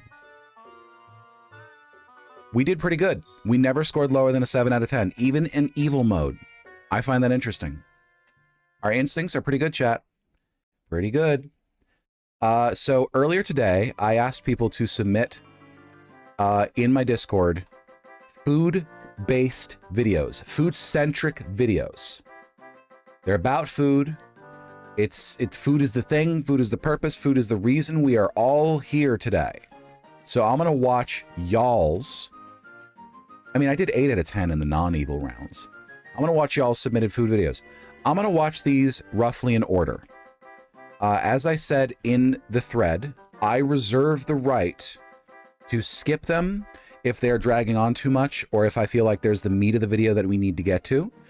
Please don't take it personally. It's not you. I just have a stream to think about. So, if you'd still like to submit videos, feel free. I can't promise we'll get to everything. We may, given how many submissions I have, like 10 to 12. If you would like to, just hop onto the Discord, look in the media and memes, and there's a thread for submit here. Just drop a link. I prefer YouTube. I will accept other platforms if I have to, except try not to be Instagram, because Instagram is a pain in the fucking ass. They do not want you to watch without being able to track who you are and what you buy. So, you know. Okay. let's go ahead and open up the first video. This is submitted by Dr. Phineas, who I think you will find is actually submitted a majority of these. Here we are. I'm sorry. Why are you opening in the wrong? No, don't open in that one. Don't open it. Okay. Give me a second, chat.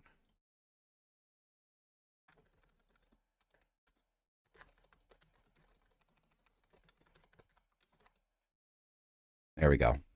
Okay. I needed to fix something. All right. How about now? Don't open a new tab. Okay. I'll just copy paste it. You can do that? Well, shit. I will have to do that in the future. So this is by J. Kenji Lopez Alt. This is extra crispy baked chicken wings. All right. Looks like there'll be a recipe video. I had no problem with recipe videos. Let's turn on the subtitles for y'all. We'll switch our quality to highest because I have gigabit fiber. Who cares? Look at that. Golden brown, crispy. Whew. 1 second. I have to switch this to SDR. There we are. And filters. I have to do some color correction sometimes. Ah, it's not SDR. Okay, chat. So unfortunately, I use an HDR screen, so you're going to have to settle for it being a little low contrast, but it should be completely legible. Look at that. Golden brown, crispy. Whew. It looks like it came out of a fryer. And that's all thanks to the baking powder, Those are crispy. cornstarch, and salt, and the overnight. Okay, I've heard about this 2 pounds trick. of chicken wings. So for every pound of chicken wings, you want to do a teaspoon of kosher salt, 2 teaspoons of cornstarch. Cornstarch is also going to sort of help make sure that the exterior of the wings stay dry. Then finally, this is sort of the secret ingredient, baking powder. It helps it brown more efficiently, and it also makes it crisper. As the chicken I've heard about cooks this. and it starts to exude its juices, the baking powder dissolves in those juices and it starts to bubble up. And so you get this sort of really protein-rich liquid that's forming these teeny tiny bubbles that then dry out and harden in the oven. So you get extra surface area. Exactly. And we're gonna let these rest in the fridge uncovered overnight. We want the surface to really dry out nicely. Okay, yeah. So I've heard about this trick. One of the keys about this trick, and I'm sure he gets into it in the full video, is you want, for the best quality crispy chicken like wings, for instance, you want the outside dry and the inside moist. And because you're putting the baking soda and the cornstarch on it, it forms like a barrier that ensures that the outside can get really crispy because it's drier, it crisps faster, while the inside retains its moisture. That is a super clever trick. I really like that. Okay. Thank you very much, Dr. Phineas. And, you can do that indeed. Roll for sandwich. I love these videos. Okay. Good afternoon, D&D, TikTok, and beyond, and welcome to Roll for Sandwich, the series where I let fate decide my lunch. Let's go. These are great. Today I've seen I'm some gonna be weird using these combos. reroll dice from Die Hard Dice. They're made using scrap plastic from other dice projects that would have ended up in a landfill. That's Nice. pretty neat. Let's get started with our roll for bread. 3, pickle. I hereby bless this Pickle bread, okay. in the name I of see. all things good and pickle.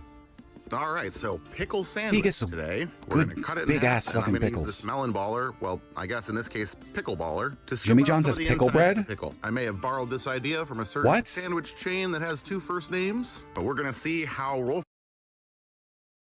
I mean, you've seen the video before, so certainly you remember that, but I am like kind of reeling. That sounds actually really good. That sounds really good. Okay. Great. Video Discord went Rhubarb Festival. Rhubarb Festival, nice. Rhubarb Pico de Gallo? I love that. Thank you. For I've never sandwich eaten Jimmy as a pickle John's. Sandwich. Next up, let's roll for Maine. 12, butter the bread and re-roll. Uh-oh. Yeah, Oh, that no. figures that I would roll butter and re-roll when I do don't like have Future actual Canoe's bread. This videos. butter does not want to stick to the pickle in any sort of way, even at room temperature here. So Okay. The only way I think you could get that butter on there is to melt it and pour it in. That would still be gross. Now, I've had pickled bread, a pickle sandwich with butter. That's fine, but the bread is there to stabilize it. Also, Kings, if you would like to submit any videos, you're welcome to join the Discord. You don't have to.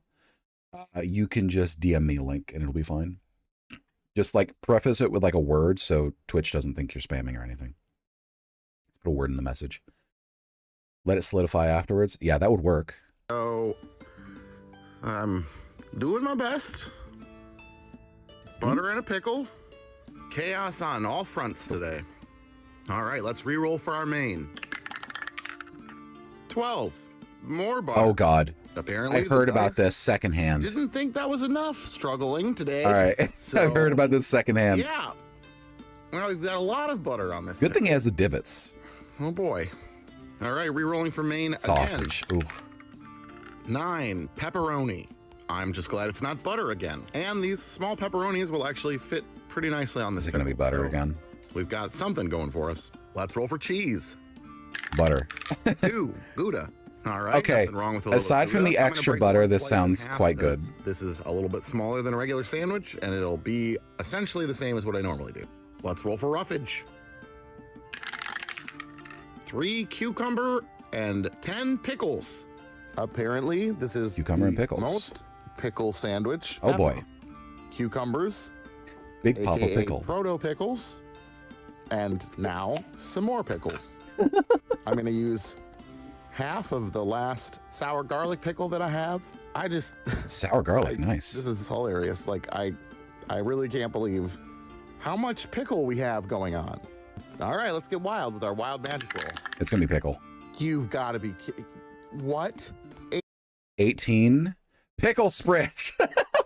18. That's going to pickle do nothing spritz. to it, though. It's You know, already got pickle I juice. promise this isn't rigged. This Pickle is brine is already all there. We are gonna spray pickle juice on our pickle that also has pickles and That looks cucumbers on rigged. it. Because of course we don't have enough pickle already. All right, and last Big but not Papa least, pickle. the D20 sauce roll. Here we go. 18 Kewpie mayo. This is going to be so All right, stomach annihilating. savory Japanese mayo normally goes great on a sandwich. Should be fine here. I don't know. The problem Let's is get our not the sandwich closed toppings. The up here. problem is the pickle. Get our toothpicks in. With bread, this would hold be it like together, pickle heavy, and but with let's the get it pickle, cut in it's like, half. this is just pickle. Yeah, let's take a look at that cross section. I mean, it doesn't look terrible. Well, perhaps that pickle blessing that I cast at the beginning of this episode actually did something. Oh, it's very, It's dripping. it's very wet. Let's give it a taste. God damn it, Bimbo. If you like I mean, it pickles, doesn't tastes sound like bad. Pickle, and I like pickles. It's Oh. incredibly messy. The pickle juice basically liquefied the mayo. Probably would have been a better sandwich just on some bread, but it's not bad. It's just, I mean, if you like pickles, there's a lot of pickles here. I think I'm gonna go ahead and give this one a 6.7, and I'm That's gonna call surprising. it the Pickle Priest. Thanks for hanging That's out good. with me today. I hope you have a great day, and I will see you again on Friday. Yeah, that's good. I think if you had that in like pumpernickel, that would be good. It's like pickle heavy in that case, but like toasted pumpernickel would be great. Okay. Jewish rye. Oh God, yes, yes, absolutely. Next. Sorry, excuse me. That was I want to provide credit. I can't forget that. Adventures in Ardia with Roll for Pickle, episode 339. Sorry, Roll for Sandwich, excuse me, not Roll for Pickle, although that is what happened. Okay, Borek. My name is Andong with Borek is the new lasagna. So I said these could be up to 10 minutes. Only go over if you're like really 100% sure it's a Part fucking of this video banger. is sponsored by CyberGhost. We have to skip the sponsors due to sponsorship rules on Twitch. They don't want you to show other people's sponsorships. I'm not going to get in trouble, but they prefer you minimize it. Forget lasagna, forget quiche. This is what you bring to your next picnic or dinner party. It's Turkish wara börek or su Burek, excuse me. böreki, a golden, flaky, cheesy masterpiece that's crispy on the outside, creamy on This the look inside, good. and dangerously easy to pull off. Oh, and I apologize. I am going to put this on playback of, if it's just a recipe, I'm going to put it on 1.25 times. We're talking layers and layers of buttery, eggy, herby, zesty, melty filling. It is not complicated at all, but the payoff, massive. Let me show you how to make my twist on this classic Turkish crowd pleaser. And for that, let's start working on our filling. This all begins with a good old leek. Trim off the root and any leeks first, then make sure to wash it thoroughly. Leeks tend to hide a lot of dirt, but then slice it into fine rings. Leeks strike a perfect balance of oniony flavor. They're savory, but also mild and subtle, and I would even say sweet. But to they have a slight garlickiness I'm also adding just a little dill and parsley. Not too much. We don't want to overpower the mix, but a touch will add freshness and round out the flavor. Now for the bulk of our filling, which is feta cheese. We're going to need quite a bit of it, so crumble it up, but don't crush it completely. We want a mix of smooth cheese and some satisfying little chunks. Then add all of it to a large bowl. To that, we're also adding some shredded low moisture. I'm pausing again because I need to pin this. I'm pinning this. I'm going to make this at some point. Good Lord, this sounds great already. Mozzarella, or you can use Gouda or any other melty cheese. The idea is just to bring in that classic stringy texture and melty richness. Next up, we got a bit of butter for extra depth. You don't actually have to add it, but I would highly recommend it. So to distribute that evenly, I like to freeze the butter for about an hour and then grate it into the filling. It that's brilliant. Really well. And then this is the time to add in the leeks and herbs we chopped up before. And here's a little touch I love, zesting in about half a lemon. Yes! Or the rind of half a lemon. That just gives the filling a bright citrusy lift to the richness of the cheese and butter. I'm going clown mode. I'm excited. One fresh clove for a nice zing. Actually, not that much, but I'm also adding in some dried garlic for a deeper, rounder flavor. I prefer like 3 times that for garlic. Like a charm. So then crack in some black pepper to finish it off, and then mix everything until you've got a beautiful, even filling. It should already smell incredible. And at this point, it's actually already almost time to assemble and build our beautiful börek. But before we get to that, a quick word from today's sponsor, CyberGo. Excuse me, I have to skip this just for safety. There we go. We're back and ready to assemble our börek. So for that, you're going to need something like a casserole dish. I like using a smaller but deeper one. I think börek tastes better when it's tall and hearty rather than spread out and flat. You want to start by lightly greasing the dish with a bit of extra butter to prevent sticking. That's really disappointing when that happens. That is a well-used pan. I like that. Sticks, we're also going to use baking paper. So to help it fit better, I like to crumble it up first, then flatten it out again. It'll be much easier to nestle into the dish that way. And now we're doing something absolutely crucial for water börek. You first want to grab a big bowl, really as large as you can find at home, and you'll see why in a second. Then first, you want to crack in 2 eggs and give them a quick whisk. Then add milk, just 2, a splash of water, and a generous glug of oil.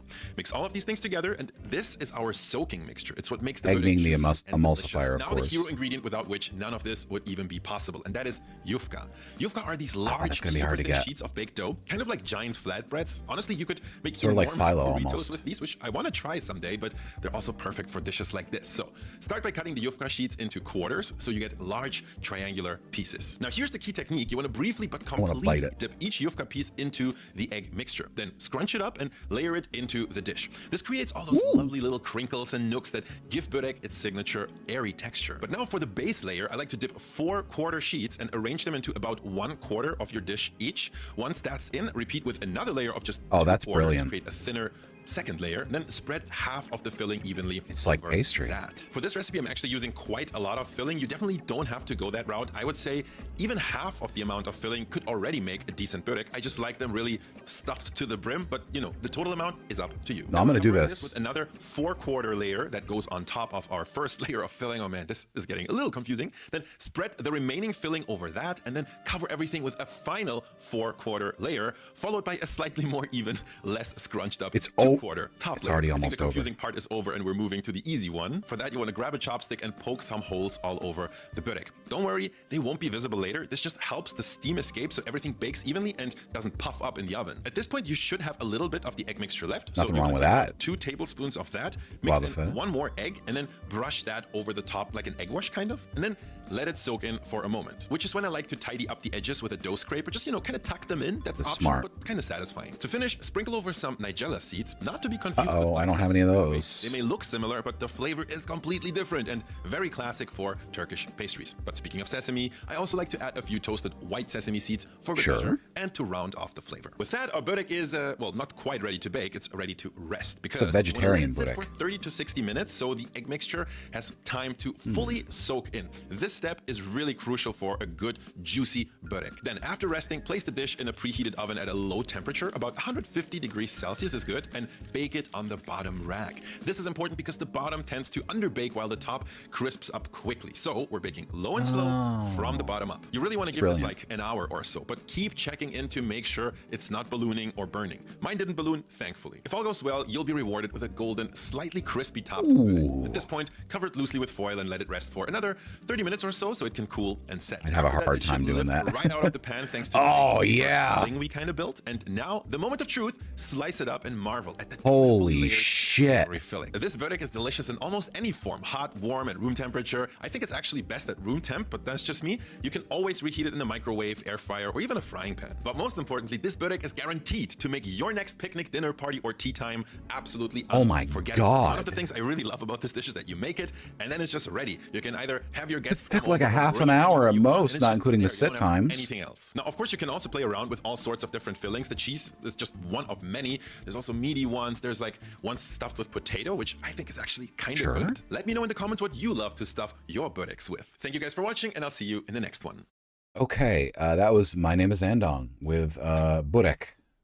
That is, I'm going to make that. If I can find the required bread and seeds, I am a 100% making it. I also noticed that you have the crema catalana in your playlist, which I have made on multiple occasions. It is fucking amazing. Let me just show y'all, chat, because it is dessert good. You probably know how to make crema catalana.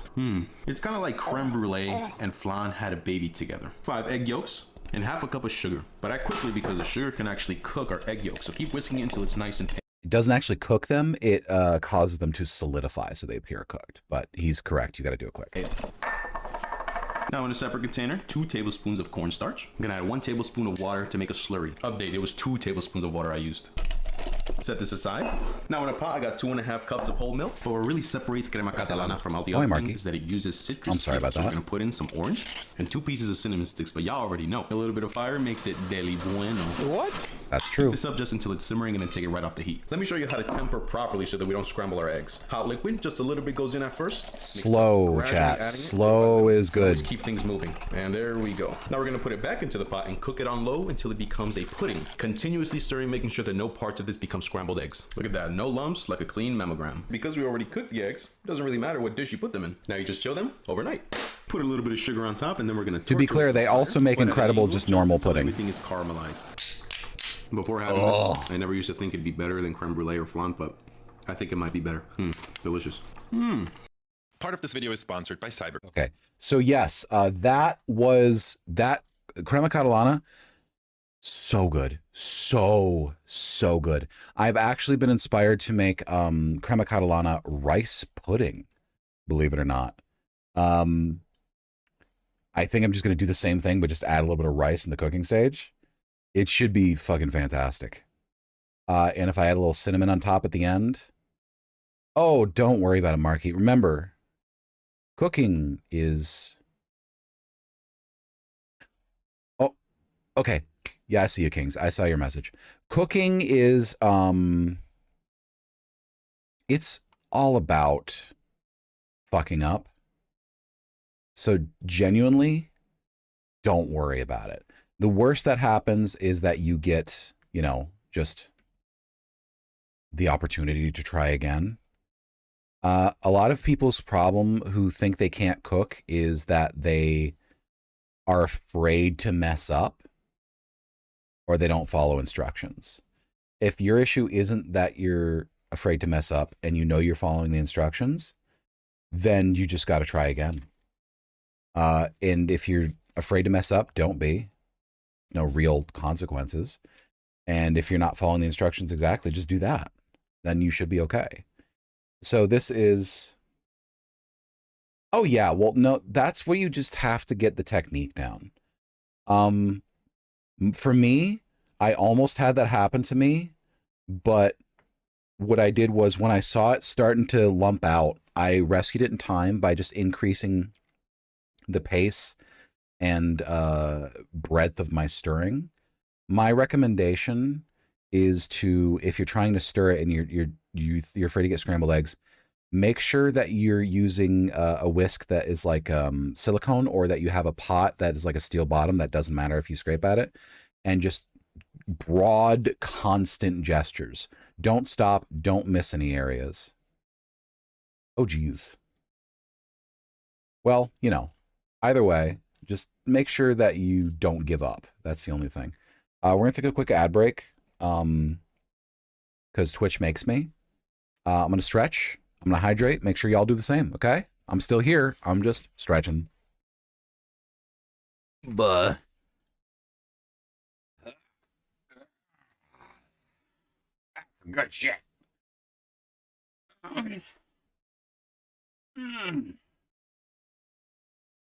All right. Okay. Now, I'm having fun myself. I hope y'all are having fun. Hope y'all are enjoying yourselves. I like these kinds of streams. I just don't always have the faith that they're going to be good. This is not my forte, usually.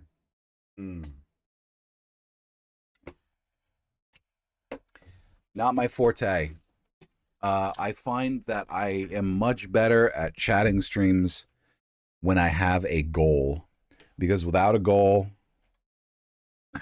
I find myself just kind of at a loss.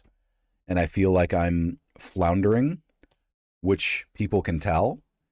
And it makes me feel self-conscious, which people can tell.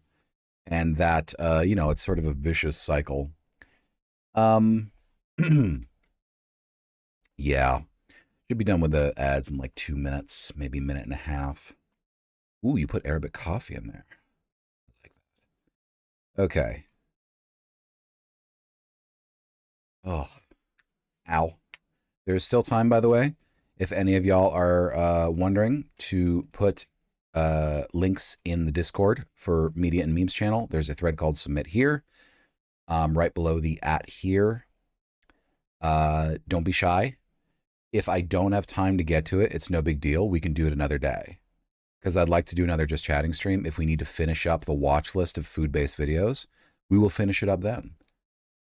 Because I'm not going to stop doing Just Chatting streams, you know? They're still going to happen. They just might need to be dispersed out through multiple videos. Oh dear. What the heck was that?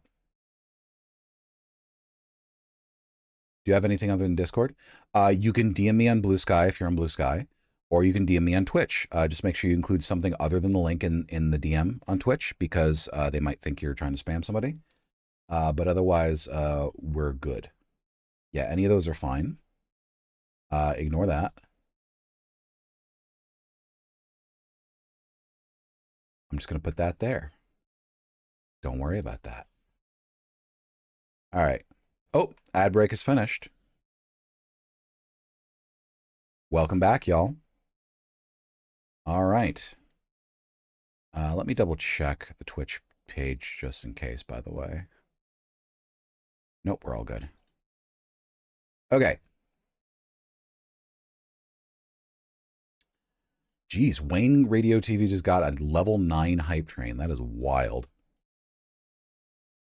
All right, here we are. So this is by Cook. I don't know. This person. Remember, make sure that you support the original people who made all these videos, if you are so inclined to do so, because I didn't make these videos. I am just reacting to them and discussing them. And let's lower the speed again. Playback speed is normal. Okay, good. 3 levels of hot chocolate. Level 1, heat up a cup of milk, add some sugar, add some sifted cocoa powder, whisk that thing up, and never ever forget the touch of salt. Simple, basic, That's what I do. Super nostalgic, absolutely nothing wrong with it. Level 2, take some dark chocolate and using a knife just shred it up. Add some of that to a pot with some sugar, some salt, and a bit of cream. And now just gently melt that until it looks like this. Slowly drizzle in the milk while mixing to reach this super thick and smooth consistency. That's too thick. They call this that the is French too style hot thick. chocolate. That's too much for me. Level 3. Take some chocolate, add some brown sugar, cinnamon stick, a couple of cardamom pods, and you cover all that with some oat milk. That's my preference. And now you let it steep on very low heat for about 10 minutes. All those flavors will infuse the milk. And after that, you can just whisk it up and adjust the consistency with more milk based on your preference. I like it thick, but not too thick. Anyways, that's too thick. I gotta take a nap now or something. This video is That was good. Okay, that was good. That all looked good. I am one of those people. Okay, so if you think of hot chocolate as ratios of your milk, whether that's oat milk or cow's milk or whatever, to chocolate, I have the preference of 80% milk to at most 20% chocolate. At most. I like a light chocolate. That stuff was half chocolate. That is way too much for me. It's just chocolate syrup. I don't like the idea of drinking chocolate syrup. That makes me feel kind of grossed out. That's also a good idea. I usually keep chocolate in my fridge because I prefer my chocolate cold, not hot. But I am not averse to hot cocoa at all. I just prefer it like number one. Although I might do the cinnamon and cardamom that he did in the future. That sounds like a great idea. Little brown sugar, sea salt, cinnamon, cardamom. Sounds like a great idea. Okay. Next video. Thank you very much. Where is the thing? There it is. So this is Any Legume Tofu by Herman. Imagine getting just a single first name as your YouTube channel name, being one of the people who did that. That's fun. Okay, so we're going to set this on 1.25, as with anything over 5 minutes. This tofu is made out of green peas, this one is made out of red lentils, and this one is made out of olive green lentils. You can fry them like tofu, you can slice them like tofu, and you can serve them like tofu. Hello? These tofus have one thing in common. They're made out of legumes. What exactly are legumes, you wonder? They're part of a large family of flowering plants called Fabaceae. The only thing I managed to cook that people like was Cantucci. What's Cantucci again? Hold on. I'm looking it up. What's Cantucci? A type of biscotti. I couldn't do that. Well, kudos, because I'm not good at pastries or desserts. You sent a link in Blue Sky? Duly noted. It'll go in the queue, and if we don't have time, we will watch it on a later stream. Here we go. And I will put that in the Discord, so I have it in a singular centralized location. Thank you very much.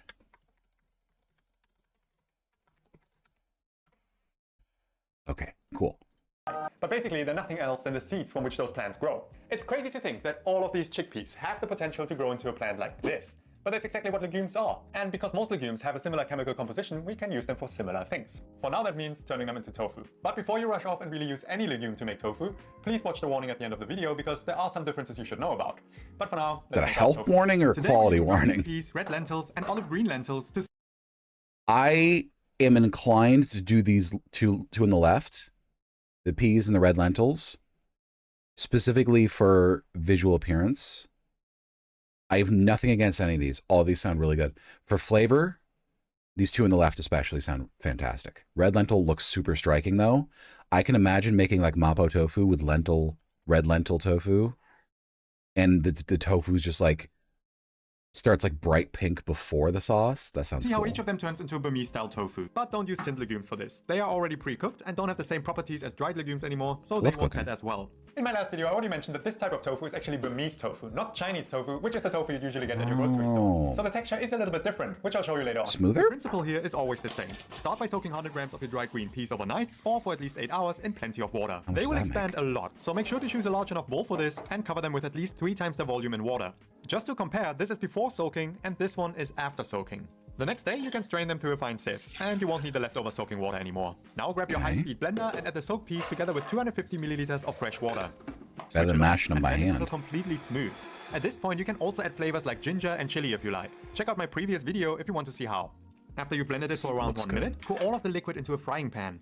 The starches in the piece will sink to the bottom and stick, so a non-stick frying pan is your best choice here. Season it with a teaspoon salt and stir it so you definitely want to keep it going. Keep stirring it until it begins to thicken into a paste. Just like the pudding. Heat to low and continue stirring the paste for another 2 to 3 minutes until it sticks to the spatula like this and hardly moves when you tilt the pan. Then transfer the paste to a 500 milliliter mold, smoothen out the top and let it set for around 1 hour, ideally in the fridge.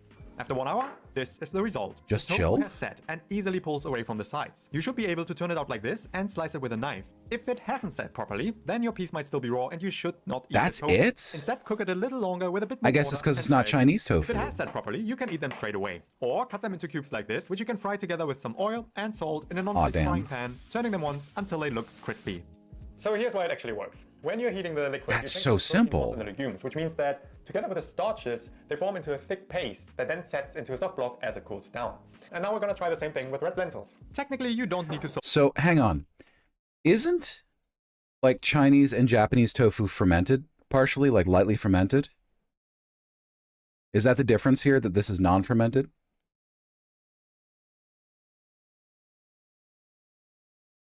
I need to look that up. Hang on. Oops. Chinese tofu. Can be, but not always. Okay, well, how about we go to Wikipedia? Tofu. Curds of coagulated soy milk. Coagulated. How is it coagulated? Is it because it's fermented? Or is it just pressed?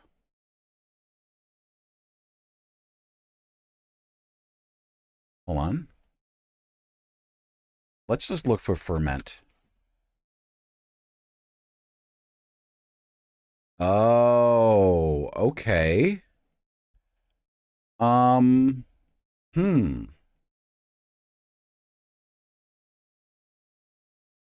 have not been eating fermented tofu. Okay, so here's the thing. I always thought that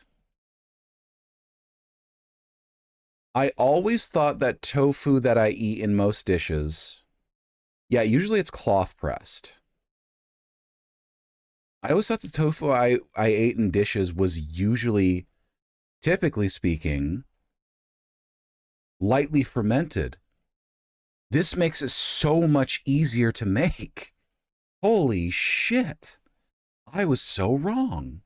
So it's like this, Marky, but it's more like, it just uses soybeans. And, you know, sometimes depending on where you get it from, I use more traditional methods. Usually it's just factories. Split red lentils. They are thin enough and they will break down straight away. But soaking generally makes legumes. I might try this with red lentils. So with a short cooking time like for our tofu, it's always a good idea. Because I really like tofu. Start again with 100 grams of lentils and soak them in plenty of water overnight. And they will still expand like this. The next day, drain them through a fine sieve and blend them again with 250 milliliters of fresh water. So the recipe is very different for the peas and the lentils. Then pour it into a non-stick frying pan along with half a teaspoon salt and cook the liquid again until it thickens into a similar paste as before. Now it's time to transfer. That's pretty, actually. That's genuinely pretty. And there you have it, a Burmese-style tofu made out of red lentils that you can cut into cubes and fry again in some oil and with salt until What's the functional difference between Burmese and Chinese-style tofu? It's not like your Chinese tofu, which is made with curdled milk. There it is. Instead, this one is like a thick paste that has set. You can't crumble it like normal tofu. Okay, so the texture is the difference is soy tofu uses curdled soy milk. What is the curdling process? Because I think, so in this case, it's blended, or in prior times, it would have been probably whisked and crushed. What causes soy milk to curdle? Why does soy milk curdle? Due to heat or acidity? So it's acidity. Well, I mean, they're probably using acidity for modern processes. It might have been heat in the previous times. So, okay. So it is the proteins. God damn it, AI. I have that shit turned off in my normal browser, so I'm just reflexively reading the first result. I'm falling victim to the process, okay? Oh, have a good one, Bimbo Bear. Enjoy. Okay, so I might be able to make my own soy tofu if I use acidity to curdle it and then I essentially do the curds and whey process, but with soy milk. Wow. Okay. That might be a good idea. So the difference in here is Burmese style tofu is made purely using purely mechanical processes, whereas Chinese tofu is made using chemical processes. But it also shaped really well and is a nutritious source of protein since we've used all of the legumes. I might prefer the Chinese tofu because I prefer the texture, but I'm sure there's nothing wrong. Reflection, important raw legumes. Oh, this is safety and quality. Let's just skip to reflection. What they do really well is they soak up all of the flavors. So the mirin, the rice vinegar, the soy sauce, they're all soaked up in these little cubes. Those are gorgeous. And actually really close to firm tofu. It doesn't have the same chewiness. It holds the shape really, I want the chewiness is the thing, so I might have to do the curdling. Every time, because it's so exciting that we can take any legume, especially if they're grown locally. Also, soy milk is expensive. Something completely new. And because there's no waste with this tofu, we actually didn't change the nutritional values that much. Sure, we've broken down the fibers a little bit, but chances are that if you're on a plant-based diet, you already eat a lot of legumes anyway. So this creates an entirely new texture to actually eat them. So I served this with Asian-style aromatics today, but you can try it in different things, like an Indian-inspired curry, or in a salad with a really punchy vinegary dressing.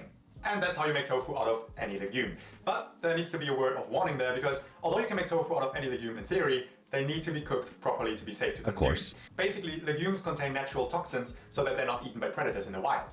As humans, we developed a solution to that because we soak them and boil them, which breaks down the toxins. For most chickpeas, peas, and lentils, the cooking time today is enough to do that. But some beans, for example, like red or white kidney beans, they contain a different chemical called phytohemagglutinin, and they need to be cooked longer. You can still make tofu out of them, but you would either need to add more water black bean and increase the tofu cooking might time be to around good. 20 minutes minimum, or you can follow my last video where I strained the liquid, and that would get rid of any coarser particles that wouldn't cook in time. If you want to be on the safe side, just start with chickpeas or any of the legumes we use in this video today. Having said that, I've eaten the tofus that I made many, many times and I never ran into any issues. They're versatile, they're delicious, and they're really fun to experiment with, so I hope you're gonna give them a go. You can find a link to the recipe in the description below, and thanks for watching. With your support, I'm hoping to bust the myths of the modern vegan diet by offering a natural, plant-based. I've eaten the tofus that I made many, many times. Okay, so this stuff, the red lentil tofu, that is a really attractive tofu. That is gorgeous. And it tears too. That could be, so I'm someone who really prefers firmer, chewier tofu. Like when I buy tofu, I buy it super firm, then I freeze it and thaw it and use it, so it's super chewy. That's what I like. However, I'm not really averse to silken or softer tofu. It's just not my favorite. For soups, however, silken tofu is really good. I might prefer something like this. However, if it's a smoother texture, there's not necessarily anything bad with that. If I can cook it more to make it firmer, that might be really cool. It also might be cool to use the baking soda trick from the chicken for this. Imagine making a bunch of cubes, tossing them in a bit of, you know, maybe a little butter, baking soda, sea salt, and cornstarch, and then just like sitting overnight for the same process. That might get me like firm, crispy tofu when they're fried. That, I think, could be fantastic. Thank you for this recipe. I am also pinning this. I will be pinning this too. Goodness maludness, that sounds delicious. Peas, carrot, onion, potato dumplings, and double blueberry muffins. Ooh, that sounds great, I'll say. Okay, so next we have an Arabic coffee recipe by the channel Middle Eats. I've seen some of their videos. They're quite solid. Set that to 1.25. No, I get that. Food history videos are usually like video essays. Did you know the first ever cup of coffee was brewed in the Middle East? In the 15th century, Sufi mystics in Yemen imported coffee beans from nearby Ethiopia and I'm sorry, there we them go. into coffee for the first time. 6 centuries later, we still drink coffee the same way in the Middle East, and we call it qahwa. This Arabic or Turkish coffee is extremely flavorful, and I bet you've never tried a coffee like this before. Haven't to make actually. Arabic coffee, you need Arabic-style coffee grounds, which are usually a medium to light color. Every country roasts their coffee differently. In the Gulf, they prefer a dark beige color, and in other countries, they prefer dark brown. The kind we drink in Egypt is usually a milk chocolate color, which I find perfect for bringing out nutty flavors. The coffee beans are also very finely ground. We're talking almost as fine as flour. That allows the flavor of the beans to really infuse into the liquid and turns the grounds into part of the drink. Now let's make a cup of coffee to explain what I mean. Oh, so it's thicker, like for a good cup of Arabic or Turkish coffee, you more than likely need these special pots. We call this a kanaka in Egypt, and it is a small pot with a long handle that narrows towards the top. When you're making this coffee, you never want it to come to a boil, as that can cause the coffee to split. Having a tall, narrow pot means there is less surface area that absorbs heat, and the coffee is less likely to boil. This one is the size of a single 100ml serving of coffee. That looks delicious. This other one makes 2 servings. I will link some of these down below for you to purchase online. If you don't want to buy one, you can try using the smallest pot you have and control the heat by suspending the pot over your stove. For the ingredients, you first need to sift and stir a lot. Get a serving glass that is about 100ml in size, which is the typical size for this coffee. Fill the glass up with room temperature water, then add half of it into the pot. For each 100ml of water, I add about 5 to 6 grams of coffee, which works out to about 2 measuring teaspoons or 1.5 heat teaspoons. If you're using a larger cup, calculate and use about 5 to 6% of the liquid's weight. You can also add in a little sugar, which I'd highly recommend for your first time, as this coffee can get really intense. Use your spoon to mix the coffee together for about 15 seconds until there are no floating lumps of dry coffee. After that, pour in the rest of the measured water and mix that in as well. That step helps to evenly distribute the coffee grounds, and I find it makes the coffee way creamier. To brew this, place the kanaka on your stove and turn the heat to medium. If you have a gas stove, use the smallest ring, whereas on these electric ones, place it close to the center. For the first 30 seconds, stir the kanaka every 15 seconds, then after that, let it heat undisturbed. After 3 to 4 minutes of heating, you should notice a layer of crema on top, and the pot should be very lightly steaming. Listen for a quiet, weak simmering noise. Yeah, there is a very thick foam when there. When either of those happen, immediately remove the kanaka from the heat before it comes to a boil. Now pour the coffee out into your glass in a steady stream so you don't break the foam. In truth, you need to practice a few times before you truly understand what to watch for, as there's just a few seconds between perfect crema and boiling the coffee. If you've done it right, you should have a nice layer of crema on top. If the coffee feels watery, then you've probably boiled it or the grounds aren't fine enough. Let's try this first cup of coffee together. That's what the boiling does? What good tastes like. The flavor is really nutty and there's almost zero acidity in this cup. That's because I'm using good coffee, and your qahwa will only be as good as the coffee grounds you make it from. I got this delicious coffee from a neighborhood coffee roaster in Cairo who I visited a few months ago. They roast their coffee beans to a perfect milk chocolate shade, then grind them all day long. Neighborhood coffee roasters like these are a common sight across the Middle East, and most coffee drinkers buy their coffee fresh. That place must smell incredible. Coffee from one of these places if you get a chance to.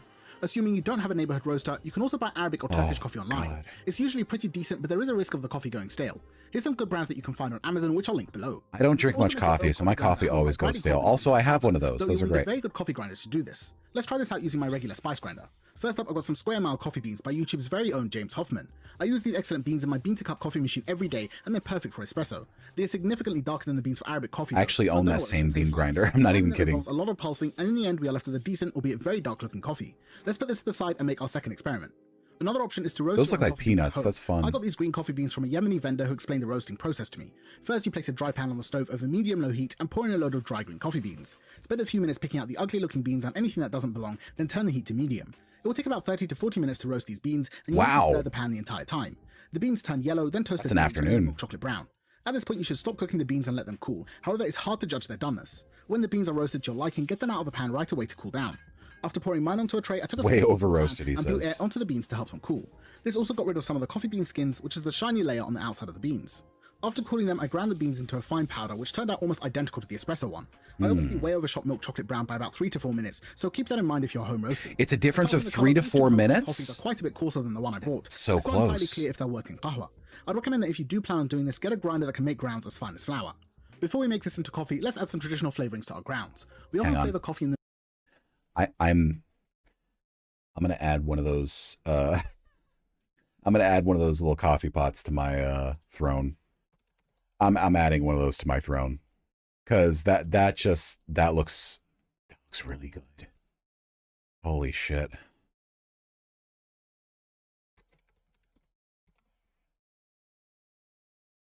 Oh, they don't have it on throne. They have an electric version, but I don't want an electric version. I want the normal version so I can do it over fire.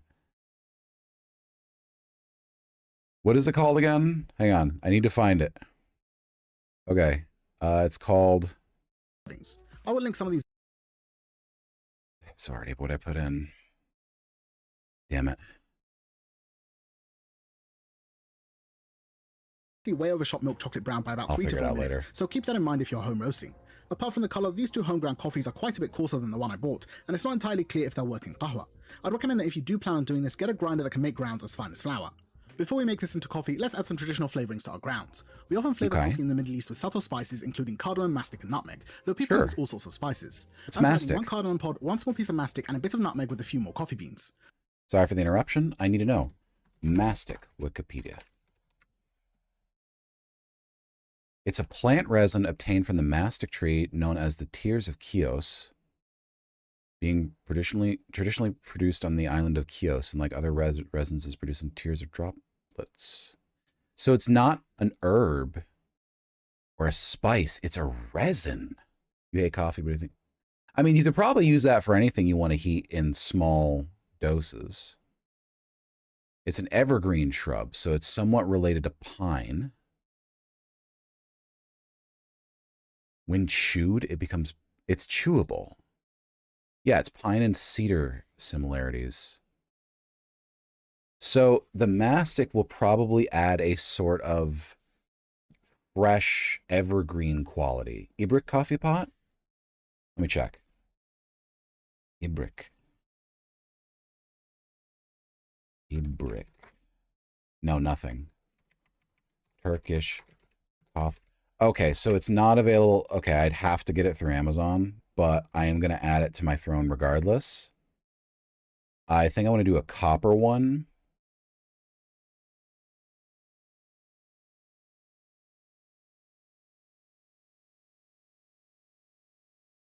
They have a matte copper. Tin lined. Tin is food safe, right? Interesting. Okay, I'm adding it to the wish list.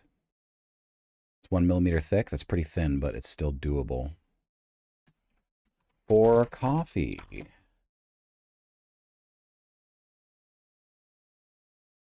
Add to wish list. Okay. That is now on my wish list. Now I just have to figure out where I'm going to get coffee beans. So no one jump on that too fast. After grinding, this should be sifted to remove any pieces, then it can be mixed in with the rest of the grounds. Now let's make some more coffees and see whether this worked. First up, the regular one from Egypt. It's been sitting for a while, so the foam has disappeared, but it has the signature nutty flavor and velvety texture of qahwa. Next, the home roasted beans. It's a pretty good flavor, slightly acidic, and the coffee grounds are starting to split from the liquid since they're too coarse. For the espresso bean one, it's the same thing texture-wise, however this time it tastes a bit too sour. My recommendation is you buy Arabic coffee grounds or roast and finely grind them yourself. I might have to buy Arabic coffee grounds. If you like milky coffee, pour some qahwa over milk to make a cup of qahwa francesa, which means French coffee in Arabic. It weirdly does taste like a French press. If you're more of a tea drinker, it's worth knowing that coffee isn't the only drink we spice, so you should check out this French press, francesa, which means French coffee in Arabic. It weirdly does taste like a French press. I already have a French press. Do I not need this if I have a French press? I mean, they do make very different styles of drinks, so... It's worth knowing that coffee isn't the only drink we spice, so you should check out this amazing spice chai that is crazy popular in the Gulf. I've made my own chai before. I have absolutely made my own chai before. I love chai. It's not the same. I didn't think so. Because the initial Arabic coffee that was shown, the qahwa, no milk was added, but it still had a creamy milk chocolate color rather than pure black. Right. It's all about the coarseness. I don't think I have a grinder that I would be able to achieve that level of fine coarseness in. That fine grit is very difficult. My grinder is a spice grinder primarily, but it's also a coffee bean grinder. But it's presuming Western style coffee, so I probably wouldn't be able to just easily do that. Oh, it's another video by My Name is Andong with Fried Rice 2.0. Not interested in the far right one, but all these two on the left. Ooh, hello?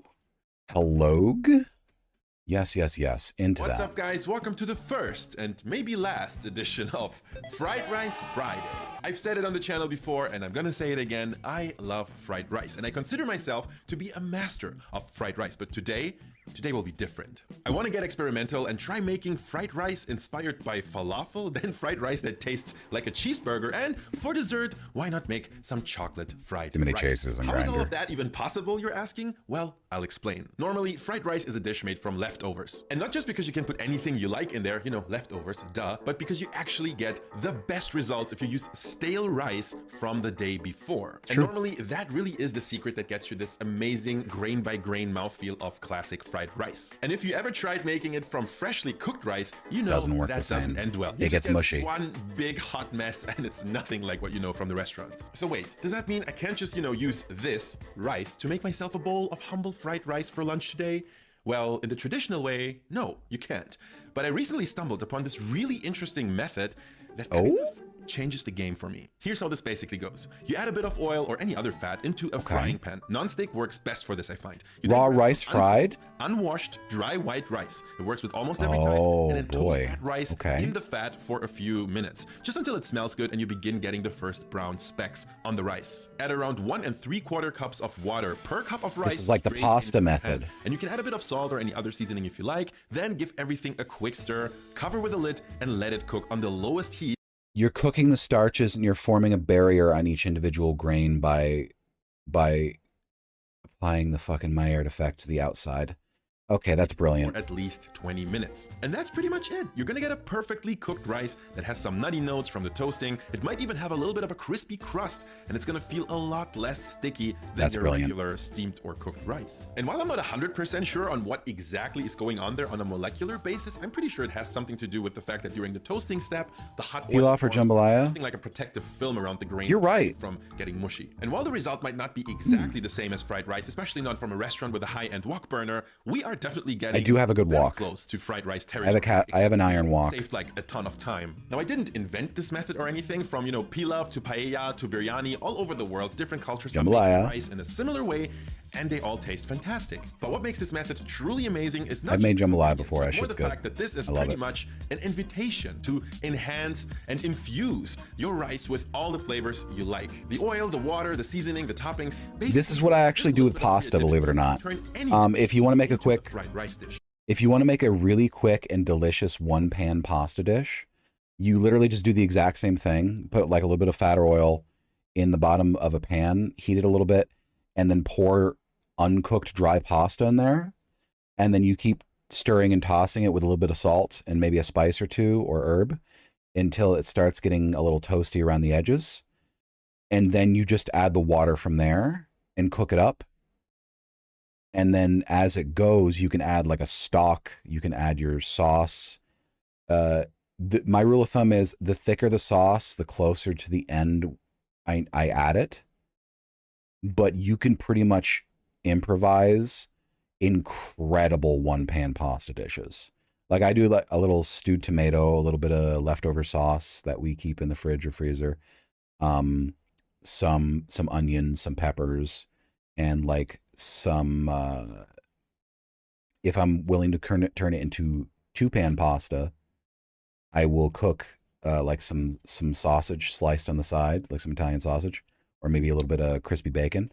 Or you cook your bacon or sausage first in the pan, take it out, put it in a plate or bowl, then cook the pasta in that oil or fat, and then re-add it near the end.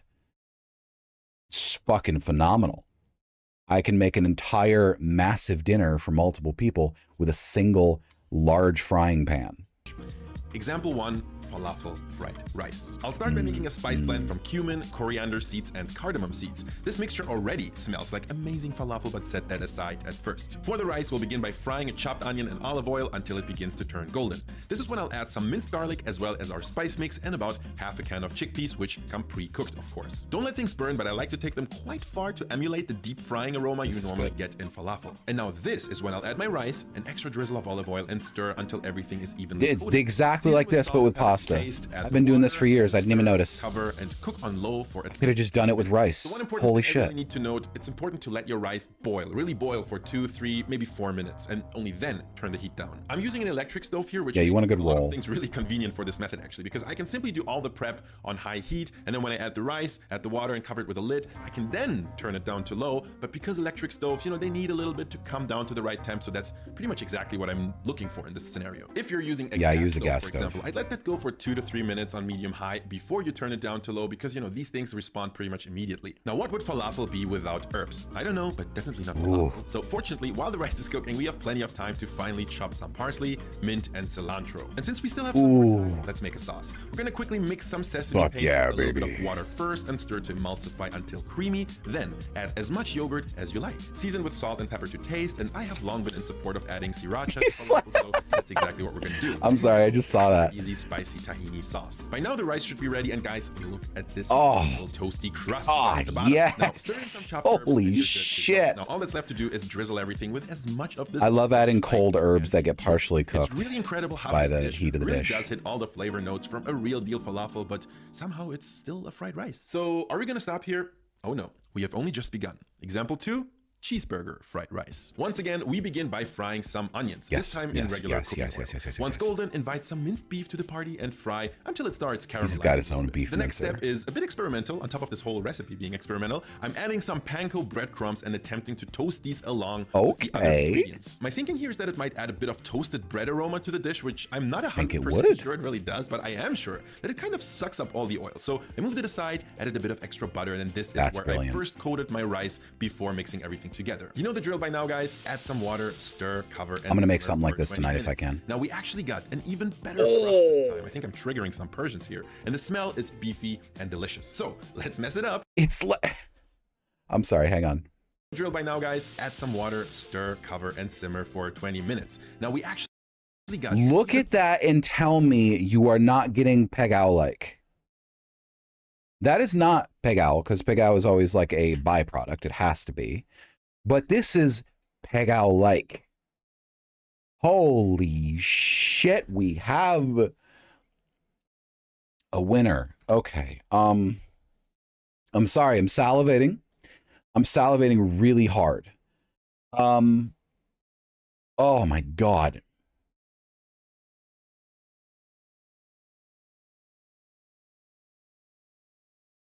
Marky, I have faith in you.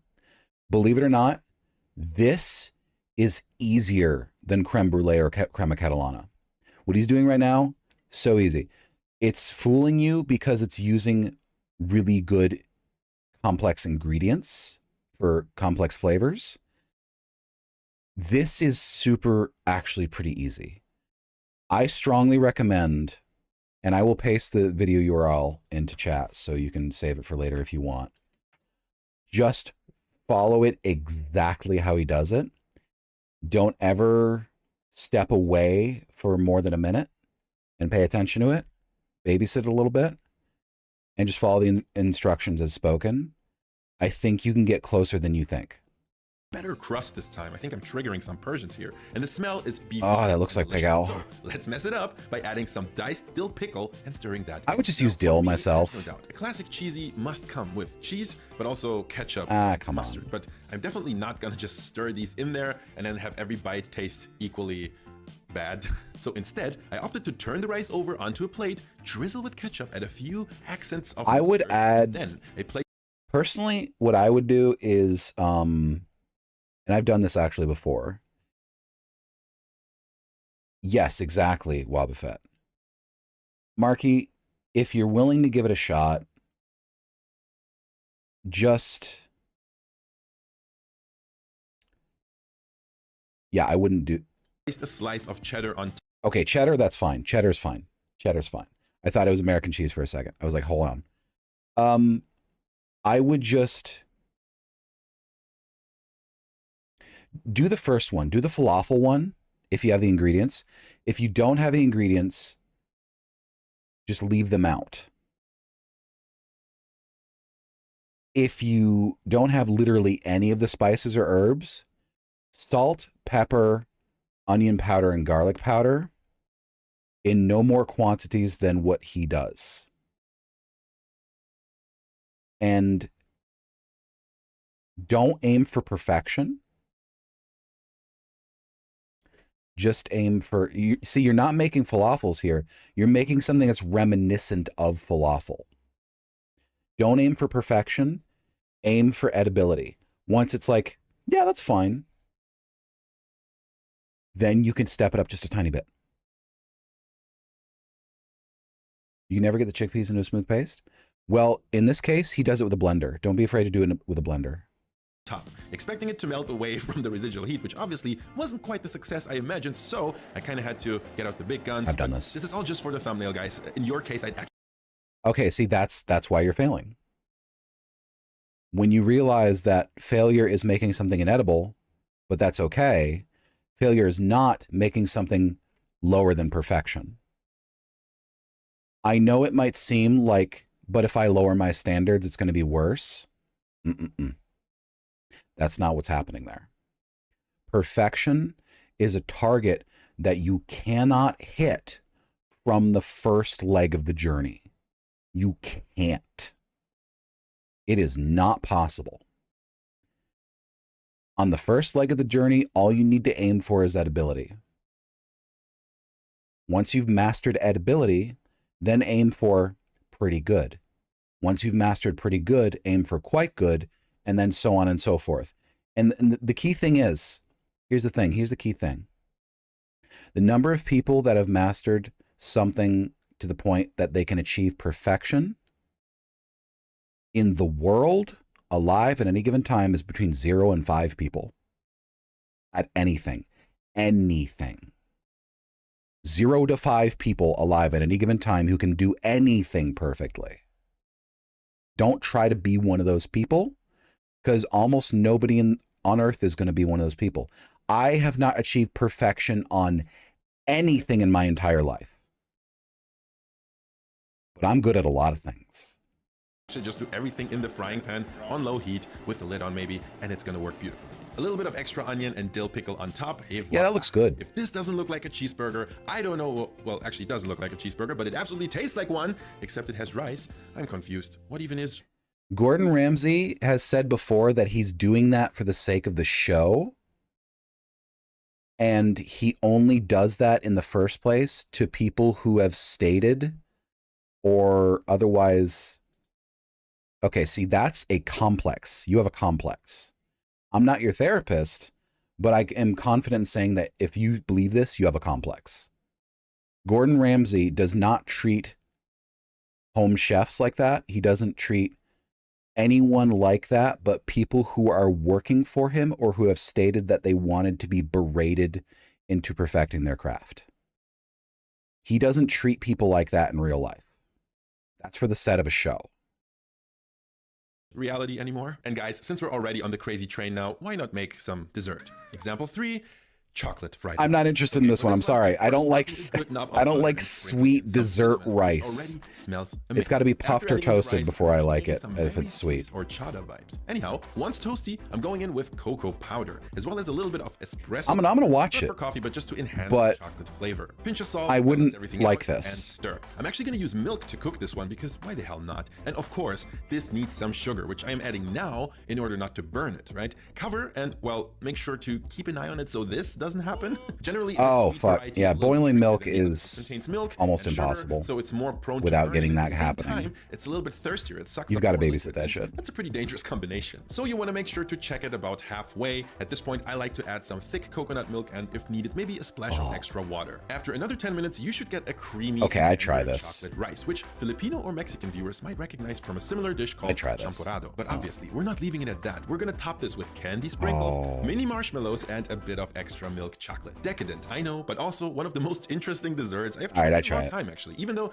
I would probably add some more coconut milk next time to make it even creamier. So I hope I proved to you that with a little bit of creativity, you can pretty much turn any dish into a fried rice dish. And that's why my question to you will be, what other dishes could or should or shouldn't I fried riceify? Make sure to...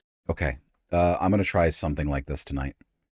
Margie, I got one thing to say to you, and I want you to take this very seriously. I have been in your position before on multiple things, and I've had friends in your position before. This is a complex. Don't take that as an insult, because it's not. Anyone can develop a complex about anything. In this case, desperately seeking perfection is absolutely a complex, and it is not good for you. Specifically, and to compare myself to your situation, I started cooking when I was 7 or 8 years old. I didn't get good at cooking until I was 26.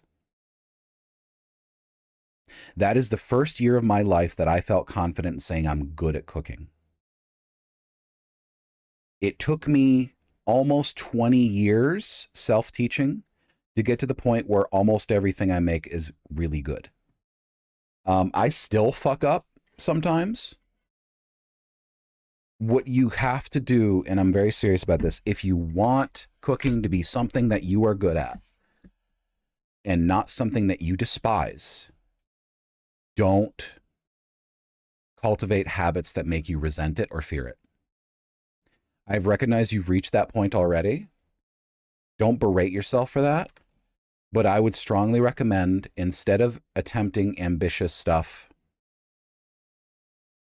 and I'm serious here, try making some pancakes. Master making pancakes, maybe, or perhaps a really good sandwich. Start small. There's no shame in it. And just work your way up and discover the love for cooking again. Because if you hate cooking or fear cooking or resent cooking, you're never going to get past it. You've got to learn to love it again. So try to teach yourself to love it again. Here we are. Okay. So we've got another video here. Well, then be at peace with that and seek an easy recipe and try to master it. Look, I had a friend who was insistent her entire life that she's absolutely terrible at cooking, and that nothing was ever going to fix it, and she was very fatalistic about it. And I'm going to tell you what her problem was. She had two problems. Number one, she was fatalistic about it. Number two, she didn't listen to directions. Like, ever. She thinks she did. She didn't. She never did. Ever. She always put her own spin on it, or she assumed, nah, it's fine. I'm not saying that's what you're doing, but I'm saying there's always a root cause. If your colleagues, all they did was complain, either your colleagues are assholes or something went wrong. There is no magical element. Listen to me very carefully here, because I'm going to stop talking about this after this. There is no such thing as some magical element that means everything you cook is going to suck no matter what. Something is going wrong somewhere. Tear your, and I mean this kindly, tear your ego away from that process and reduce it to its simple mechanical details. If you have to pretend that you are just doing something other than cooking, then do that. You have to separate your ego from the process, or it's going to kill you inside. Like, period. Okay, so we're going to put this on. It's a little over 10 minutes, but I like these videos, and I'm curious about this. Imagine you're a baker in the 18th century, and your main ingredient is almost impossible to get. What are you going to do? You're going to substitute. That's what we're talking about today. Thanks for joining us as we savor the flavors and the aromas wheat shortage of the 18th bread. Century. So bread made with less wheat or none. Bread was the most important food component of the everyday man's diet in the 18th century. It's actually super nutritious. Laborers in the 18th century, they survived on nothing but beer and bread. And they generally didn't bake that bread for themselves. They went to the baker to get that bread. They survived upon it. It was so you'd have stuff up elsewhere, England, but it'd be bread was regulated rare. for hundreds of years. Before the 18th century, bread was regulated in its price, in its weight. All the price of the loaf all had to do with the price. Then master that and work from there. That's one of the problems. Everyone in that time period was demanding white wheaten bread. That's what they really wanted. They didn't want dark household loaves, the inexpensive bread. See, that's funny because I love dark bread. Wheaten bread. What happens though when you have crop failures in the 18th century or before? They had numerous crop failures, the 1630s, the 1690s, the 1740s, and the 1790s. Over and over, they would have weather problems. They would have very every cold generation. summers. The whole wheat crop would fail, or you would lose, say, 80% of it. And so the rich people, they could still get their white bread. They could afford to buy expensive bread, maybe even from wheat that was imported from the continent or even from North America in that time period. So the common man, he needed something else. The baker had to be able to make some other bread for this common man to eat. And we have wonderful, numerous sources that we can rely on to see just what that baker was doing to feed that everyday man. Okay, so we know for a fact corn works very well, right? Like that became like 100% a staple. There are cultures within a bunch of different countries, especially in the Americas, that have been doing some sort of cornbread for millennia or centuries, at least. And it definitely caught on and still continues to this day in the US because cornbread, to die for. Cornbread is to die for. Who doesn't love some cornbread unless you hate corn? If you hate corn, there's nothing I could do for you. But like this little amazing book comes out. It's called The Treatise on the Art of Bread. It's also very nutritious. The author is responding Hi, to Phoenix. this idea. I'm doing good. How are you? What are we going to do to feed the common man? Because bread is so important. Yeah. Aside, chat, corn is nutritious. Corn has nutrition. Corn is good for you. Genuinely. People who've been trying to convince you that corn isn't good for you are people who have something to profit from it, or they fundamentally misunderstand what corn is. What's not terribly good for you is corn syrup. But it's fine in moderation. Kernel corn? Seriously? Good for you. It has vital nutrients. It has, very important, fiber, and it has, listen to this one, calories. You know you need to live? You fucking need calories. Corn is a miracle food. Why do you think it's been cultivated for so long? Why do you think the Native Americans cultivated it so intensely and came up with all the varieties that we enjoy today? Why do you think they invented entire technologies to get maize edible and keep it edible and grow large amounts of it? Because it's a fucking miracle food. It's great. Yeah, and there's nothing wrong with carbohydrates in moderation, like everything. That's a you thing, Wobbuffet. Thank you for the streak. Everything in moderation. Fibers, most people need more fiber. I mean, that's the rules for food. The only rules that are actually true and universal are everything in moderation, but moderation is subjective to the person. Fiber, most people don't get enough of it. Protein, most people don't get enough of it. Sugar, most people could use less, but none is not a good idea. And that's North American, typically. There are different rules depending on your region because, believe it or not, there is no universal case for food other than everybody needs it. Period. Oh, I've had my tail out for months. He covers the whole art of the baker, and he spends an entire chapter on these substitute items that we need for wheat, because wheat is very hard to get. Even in the time period, 1804, wheat was still very expensive and still in great demand in that time period. So the baker has to come up with a solution. So some of the ingredients that he mentioned— Pea bread is not something I would think of. Making bread with peas, or partially made with peas, doesn't make it very Oats or millet is also we'll interesting. Use something like oats or oatmeal that's all ground up, definitely used in bread. We use that today. Oat bread is good too. He talks about maize, or as we call it in North America, corn. That is one of those things that he talks about, but it never really gets popular in Great Britain. Of course, it's been used in North America all these hundreds of years. We make lots of bread from corn and something like barley. We also have barley bread. I've never had wheat, and a lot of things that are grain-like that are being used. But some things aren't like grains at all being used in this bread. And he mentions potatoes specifically. And I love potato bread. Something very, very similar is Never had turnip bread. being used in our bread. Now we can't necessarily make bread completely from potatoes, but we can use that as an additive to stretch the amount of wheat that you're going to be using in your life. Also to make it taste fucking great. A recipe right out of the treatise on the art of bread and making. be very filling. Potatoes. Let's get started. So this treatise on the art of bread making, a wonderful book, not only does it have one potato bread recipe in it, but it has 3 potato bread recipes in it, and he spends a great deal of time talking about how to prepare these potatoes for this bread. Now, we're going to use the simplest of the 3 because it gets complex. I'm actually curious about this because I never really understood the intermediary process. Put them into a proper quantity of water and boil them till they are reduced to a pulp, and then beat them up fine in the water they're boiled in, and knead them with 2 pecks of wheat flour with a sufficient quantity of yeast and salt into a dough. Cover it up, allow it to ferment for 2 hours or upwards according to the state of your weather, and then make it up into loaves and bake them. Pretty simple. It's just mashed potatoes cooked into the, kneaded into the dough? Okay, that makes perfect sense. That makes perfect sense. But I cannot believe for the life of me, I did not think of just mashing some goddamn potatoes and putting them in the dough. If you've never had potato bread and you're someone who eats bread, do yourself a favor and pick up a loaf at a store.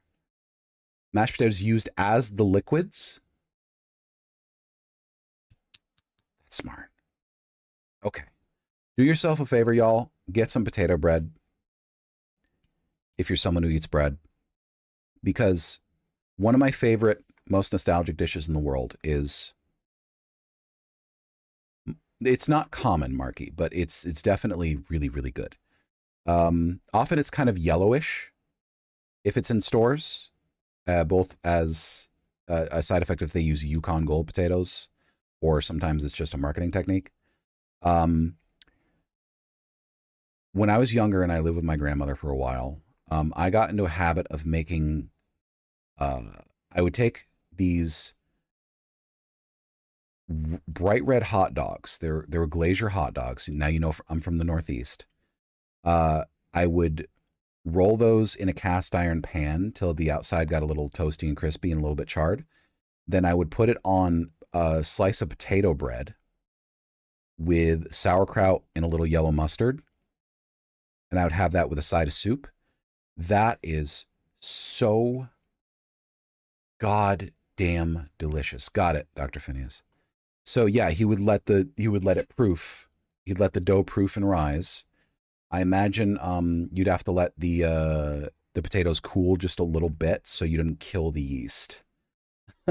That seems like as reliable. As, it is basically the straight bread recipe of the 18th century, which is just wheat flour and yeast and salt and water, and then we add in this potato mash, basically mashed potatoes, in a ratio of 1 part potatoes to 2 parts flour. So we're stretching that out. We're getting an extra third amount of bread is a really good trade. One of the reasons why the author of this book stressed potatoes as much as he did is because the potatoes used in this bread continue to make a very white wheaten loaf. In fact, you might not be able to tell a difference. Maybe he could get away with making bread with potatoes, and his it would actually be more filling. Not even know the difference. If he's using some of these other grains, you can tell immediately by the color of the loaf, by the smell of the loaf, or even by the look of the crumb that, hey, this is substitute bread. This isn't what I wanted. And he might even get in trouble from the authorities because bread was regulated.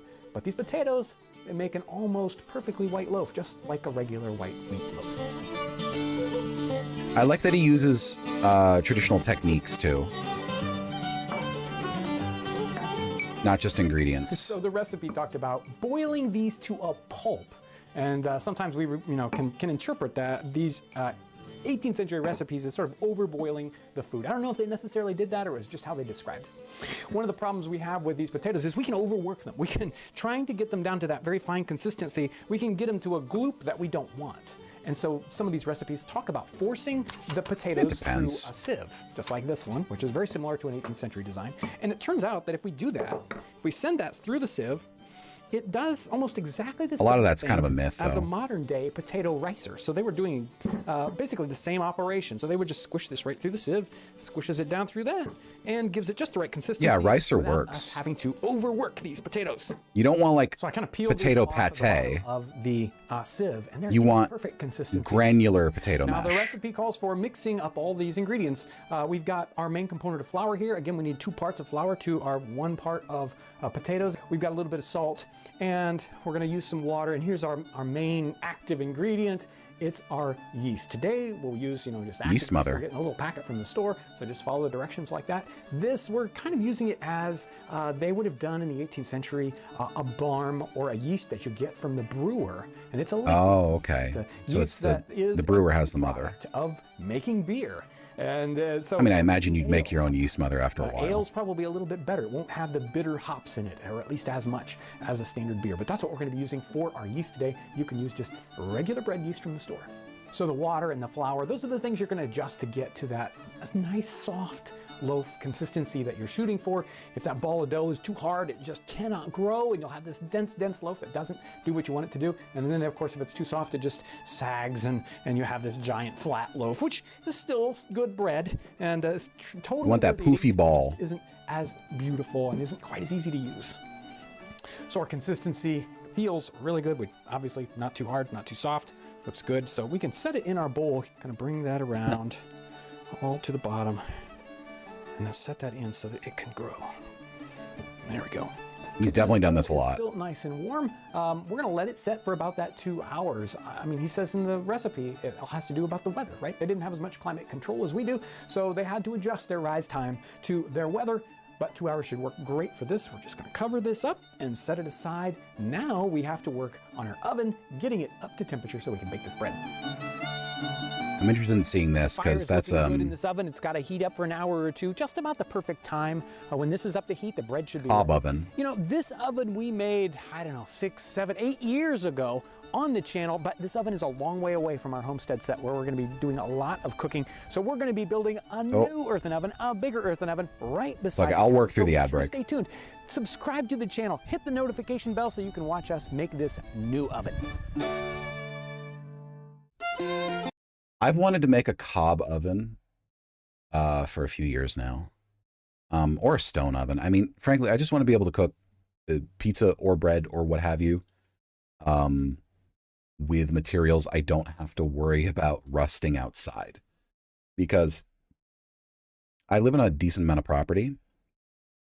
I've got nearly 10 acres here, which, if you know how big an acre is, it depends. If you know how big an acre is on paper, but you never stood in 10 acres, it doesn't sound like much. But if you have, then that's actually a pretty big chunk of property, considering we don't farm here. So, we've got a lot of outdoor space. I wanted to make a cob or stone oven, and just like a sitting area outside. The good news is it would not be expensive in materials because we live in a clay-rich area. The bad news is it would be a kind of a pain in the ass. Doable, but kind of a pain in the ass. On the bright side, it's either that or spend multiple hundreds to $1,000 on an outdoor oven, which is not something I want to do. So I'm willing to deal with a couple afternoons of pain in the ass if it saves thousands of dollars. I would just need an area where we can, reliably have it set up. So, because, it's a semi-permanent installation. It can be moved later, but it would be a massive ordeal. You have to get chains and a winch and lift it and load it, because it's going to be multiple hundreds of pounds probably. I mean, whatever, it's fine. It's doable, but it's a whole thing.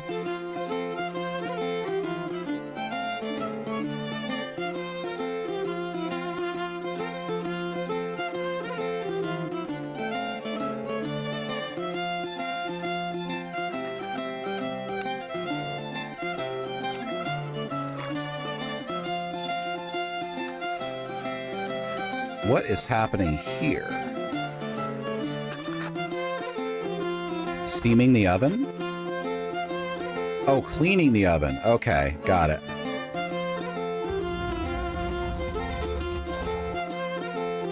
And laying down some corn flour for the keep it from sticking. Oh, he used the residual heat to cook that? Oh.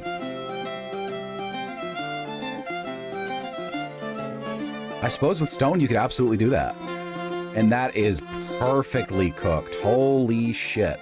So 3 things before I try this bread out. I know you want me to try it out right now. That's why I did not wait for the crumb to totally set up on this thing. It might be a little gummy, but I know you want me to try it out now. Number 2, on something like this, use the best butter you can get. I'm telling you, try something like Kerrygold or Kerrygold? Worth it, by the way. Get a specialty butter. Irish butter is some of the best butter in the world. The third thing is, we bake this in an earthen oven. It's used in gourmet cooking all the time. Makes a difference. If you get a chance to use an oven like this, do it, because it makes the best bread. Oh, the crumb on that. It is a little gummy because it's too hot, but so like good. It is a nice and tender loaf. When it's cooled, it's going to be incredible. Oven. It's still warm. Let's try it. Superb bread. Damn. You would never guess that this bread had an additive because you were trying to stretch out the wheat. You know, it's so moist, it's so tender. I can't see how anyone would complain in 1804 or any other time about getting a wonderful potato bread. It is excellent stuff and easy to make. Yeah. It's so great to be able to do a recipe that connects directly with a situation, an event in history. It isn't just some random recipe out of a cookbook, but it's out of a book that was basically written because of bread shortages. We were able to take one of those recipes and try it out and enjoy it. If you're interested in the treatise on the art of bread making, make sure to check out the link in the description. And if you want other bread making videos, check this out. That's, of course, Townsend's. If you don't know about Townsend's, you should go watch them because the whole channel is wild. Oh, he says, we kept the loaf in the oven for 25 minutes. 25 minutes from raw dough to fully cooked is really good. God damn. Okay. All right.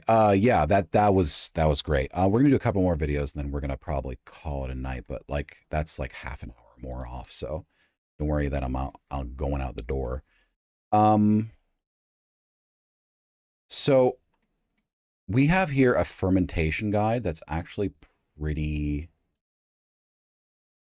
long compared to most of these other videos. So we're just going to do the Cliff's Notes, and I'm going to save it because I would like to ferment some stuff. I've been looking to make kimchi myself. So I'm going to pin it myself, and we're going to watch some highlights, and then we're going to move on to the next video. So probably like 5 to 7 minutes total. Life by Mike G is who owns this video. There we go. And we will set that to playback at 1.25. Yeah, I know someone who grows rye, but she's up in Canada, so that ain't gonna help me. Otherwise, I would be making rye bread. Pretty much everything I have to buy, but I probably could locate someone in the surrounding area who just sells wheat flour or just wheat. It is officially the peak of summer. We're entering into the first week of August. It's hot outside, and this is a wonderful time to be a pro home cook because if you go to the local farmers markets, that's a nice you kitchen. can pretty much get any produce you want. Things are in abundance. We're at the peak of the growing season, which is great for getting what you got in that jar back there? Fresh dishes. But the question is, why am I thinking about winter right now? Because that's what people did before there was refrigeration, before there were supermarkets everywhere. Humans were always thinking ahead. Kombucha? Oh no, thank you. Weren't growing. Figuring. Look, I like fermented stuff. There are 2 things that I have tried that I cannot do. Natto, because mostly the texture, so a little bit of the taste, and kombucha. I tried kombucha twice. The first time I tried kombucha, it was, I don't remember exactly. I think it was a store-bought variety, but it was noted as being one of the better ones. And it was kept in someone's home, and they were drinking it themselves, and they didn't have any issues. I tried it. I nearly threw up.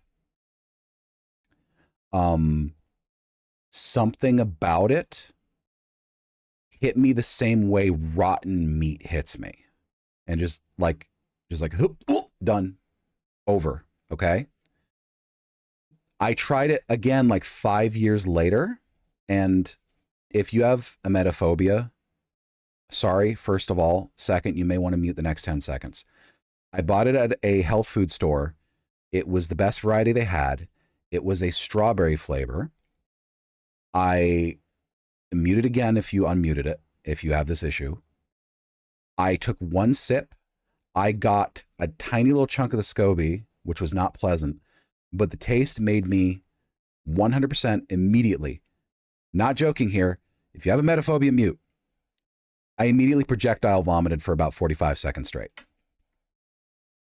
It is completely incompatible with my body. It is 100% incompatible. I cannot do kombucha. My body absolutely refuses to consume it. It is not an autism thing. It's not an ADHD thing. It's not a neurodivergency thing. I'm not picky about food. I try a lot of food. I love a lot of different food. This, my body will not let me consume it. Period. Automatic emergency protection modes engage every single time. Natto is roughly the same, though much less severe.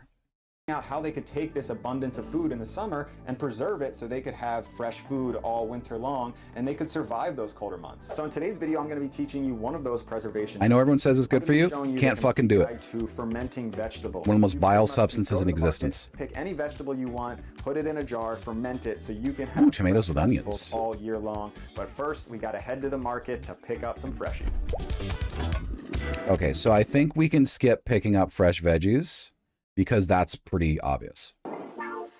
One of the reasons I'm so excited about this space is because it gives me so much more room for experimentation, for crazy food projects. And you know I'm obsessed with fermentation and different food projects like kombucha and beer making, sourdough bread, fermenting vegetables, miso, and all of these things that I haven't tried, like cheese making. I didn't have room for cheese making. And when I saw this little area cheese making takes a lot of space. Away from the light, tucked in the corner, unless you're making peasant it made sense cheeses. to turn it into an area that was dedicated more to these projects, to fermentation, to the sciencey stuff, a place where I could store all of these experiments. I'm going to be turning this into a fermentation station, you could call it, and really pimping this out for future food projects. So the first thing I'm doing for this space is actually the Phoenix, you got to chill.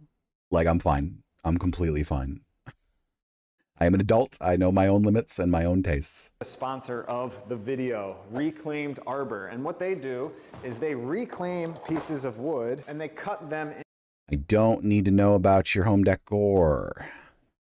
Okay, this looks like supplies. Station, a lot of projects. I have about 120 of these jars and lids. The thing I'm going to do is pop everywhere, the dishwasher, so that's not a problem. The factory settings cleared off. Any type of dust or residue or chemical. We've got over 100 of these things in the house. It doesn't have to be insane, but because I have a dishwasher, I'll put mason jars, so many mason jars. That will be fine. But these jars are perfect. The ones with the kimchi is what I really am interested in.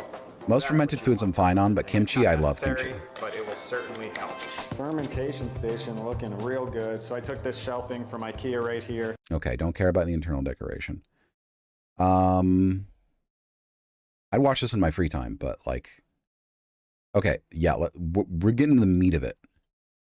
When we ferment it. It also unlocks vitamins and nutrients in the food that aren't available in its fresh form. That can be very healthy for us. It can unlock. Okay, I'm gonna cliff notes this. Fermentation is the process of exposing something to bacteria in a controlled environment, such that the bacteria that takes advantage of the environment is the kind of bacteria that is not going to result in illness, death, or injury. Thank you. The bacteria that can result in fermented food is a wide variety of species that we are rather familiar with. So humans as a species are pretty familiar with methods to make sure that those bacteria flourish and the bad ones do not. Sometimes fermentation can result in rejects such as foul odors or discoloration that mean that you must get rid of it. You never take a chance with these, ever, ever, ever. You never take a chance because that's how you get either really sick or you die a horrible death. That being said, it's not all that serious because it's very easy to detect most rejects and most bad bacteria's presence. But the bacteria itself, it's controlled acidity, controlled temperature, and controlled humidity, as well as salinity. You're going to be going for different goals depending on what you're fermenting, but you need to result on thorough, existing, precedent in research. You cannot just like improvise this shit, because either you'll get useless stuff and waste a bunch of food, or you will get something really unsafe. Regarding the fermentation, obviously people are familiar with the creation of alcohol. That's the most common fermentation method to use. We also have pickles as very common as well. There you go. That's a good example. It can increase pungency. It can create alcohol, which then ends up killing off the bacteria, because a lot of the things that fermentation harnesses are the byproducts, the waste products of certain species of bacteria. So know that fermentation requires the presence of bacteria. You don't get fermentation from fully sterilized environments. It just kind of turns into mush, nothing over time. So yeah, just trust existing research. There's a lot of universities that have done very promising fermentation research, which I'm sure he's researched over time. He talks about aerobic versus anaerobic, the presence of oxygen versus not oxygen. He talks about water levels, et cetera, et cetera. 100 grams of veggies in the water times 0.025 gives us 15, which means this 15 grams of salt needs to be precise. Perfect fermentation environment. It needs to be precise. This is how you ensure the right stuff. All right, I'm going and as someone who grows gourmet mushrooms, I can also tell you, don't fuck around with sterility. When something says it needs to be sterile, it needs to be fucking sterile. Whether it means boiling it, whether it means using an incredible amount of salt, whether it means using a high acid, or whether it means wiping something out with alcohol before you start, always make sure you follow the directions. Really quickly. So we're going to put our scale on and we're going to zero it out with the jar on top. And we're going to pile in our veggies. Okay, so we are at 86 right here, but we're not done. This is good. Now that our salt is dissolved, all we have to do is pour it on, and we have the perfect ratio of salt every time for our fermented veggies. Flavor and complex at first, but I'm telling you, it's so controlled simple conditions. once you master that equation. There you go. You understand the fermentation equation, and you can pretty much apply that. Okay, let's see here. Tomatoes, some cherry tomatoes, which is a great fermented product. So to the jar, I'm going to add a little bit of onions. So I love tomatoes and onions. Those are the biggest fucking cherry tomatoes I've ever seen in my life. Oregano. I really Those are the like size of normal tomatoes. some heartier herbs like oregano or thyme, and you don't need much because that flavor is going to intensify. And then I add some more tomatoes, add my water to the jar, then pour the water off, weigh out the percentage of salt, give that a shake, and then pour that salt back over, and you're good to go. Next up is some corn on the cob. Well, actually, corn off the cob, because the first thing I have to do These would be is anaerobic, slice of the course. corn off the cob so it can fit into the jar. I wonder how he handles In the jar, I venting. added a little Probably bit has of onion, lids. some jalapeno for some spiciness. Of course, if it's anaerobic, there's Piled not in going to be that much corn, gas added exchange. some more onion, jalapeno, a little bit of thyme as well. That's a for good some policy. Flavor. And then I poured over my water, took the weight of that, poured the water White back corn. out, Lovely. added my salt percentage, and then shook that up and poured that back over the veggies. Yes, definitely better to go. play it safe. Peppers are one That of my looks really favorite good. fermented veggies because they're so versatile. You can turn them into a sauce. You can add them to whatever dish you want. They can be sweet. They can be spicy. They're delicious. I'm going to use some bell peppers today, but I'm actually going to spice them up with a chili. And I start off by just That sounds chopping good, too. up my peppers into little bite-sized pieces. Then I add some peppers to the jar, and I added a little bit of coriander seeds, some garlic cloves, a little bit of dried chilies to add some spice, and then more peppers. Then I added my water over, took the water That out, looks added the heavenly. 2.5% of salt, shook that up, and poured it back over the peppers. Another really fun fermented veggie is cauliflower. It holds up really great in the fermentation process. Never seen that. And also, it's just so much better than raw cauliflower. Fermented cauliflower is delicious. And all you have to do is take your cauliflower and chop it up into bite-sized little pieces. And then to the bottom of the jar, I added some thyme. I added over the cauliflower. I poured over that water and poured it out, added the 2.5% salt, shook it up, and poured I suppose it the back oil over from the thyme is going to rise over time. Next fermented veggie is carrots, which I love because they're naturally Precise sweet, so quantities add Boba Fett. acidity of the fermentation. It's so you're absolutely sure you're using the same, the exact right quantity of water. And peel off the outer skin, then chop them into bite-sized pieces. To the jar, I'm going to add some thyme, a little bit of mustard seeds, a few cloves of garlic. Those are heirloom carrots, I'm assuming. Carrots, and topped it off with not bred for onion, color as much as poured over flavor. the water, poured out the water, added the 2.5% salt, shook that up, and poured that back over the veggies. Now that looks good. So now one of all the this looks good. Factors is creating I would do pickled this eggs. anaerobic environment. How do we create that environment? How do we keep the veggies under the water? Well, there are a ton of different techniques. My two favorite techniques. Some people use special stones. Weight to weigh everything down. There you go. Weight that fits in I'm your talking jar too much. That's going to keep those veggies submerged. Glass weight. You can create There you go. weight out of different materials. Just make sure those materials won't leach out into. I wouldn't. Another great technique is wouldn't hurt you, but like, ooh. filling it up with a little bit of water and then plopping that down in the veggies so it keeps everything submerged. I'd go with the glass weight. Get CO2 releasing through the side of the bag, which brings up another good point. Do you cover them? Do you keep them uncovered? Well, there's a few different ways to go about it. If you do put the cap on of the jar, you're gonna keep in that CO2, which is fine, but your veggies will probably be a little more fizzy. If you like that, if you like that carbonation trapped within your fermentation, that's fine. Another way is to just put your jar on very loosely so the CO2 can just release out the sides of the jar, or just keep it uncovered, and as long as things aren't getting in, you should be fine. This is very exciting. The first fermented food in the ferment station, other than my SCOBY hotel. That doesn't really count because that's been going for a while now. Boom, let's load it up.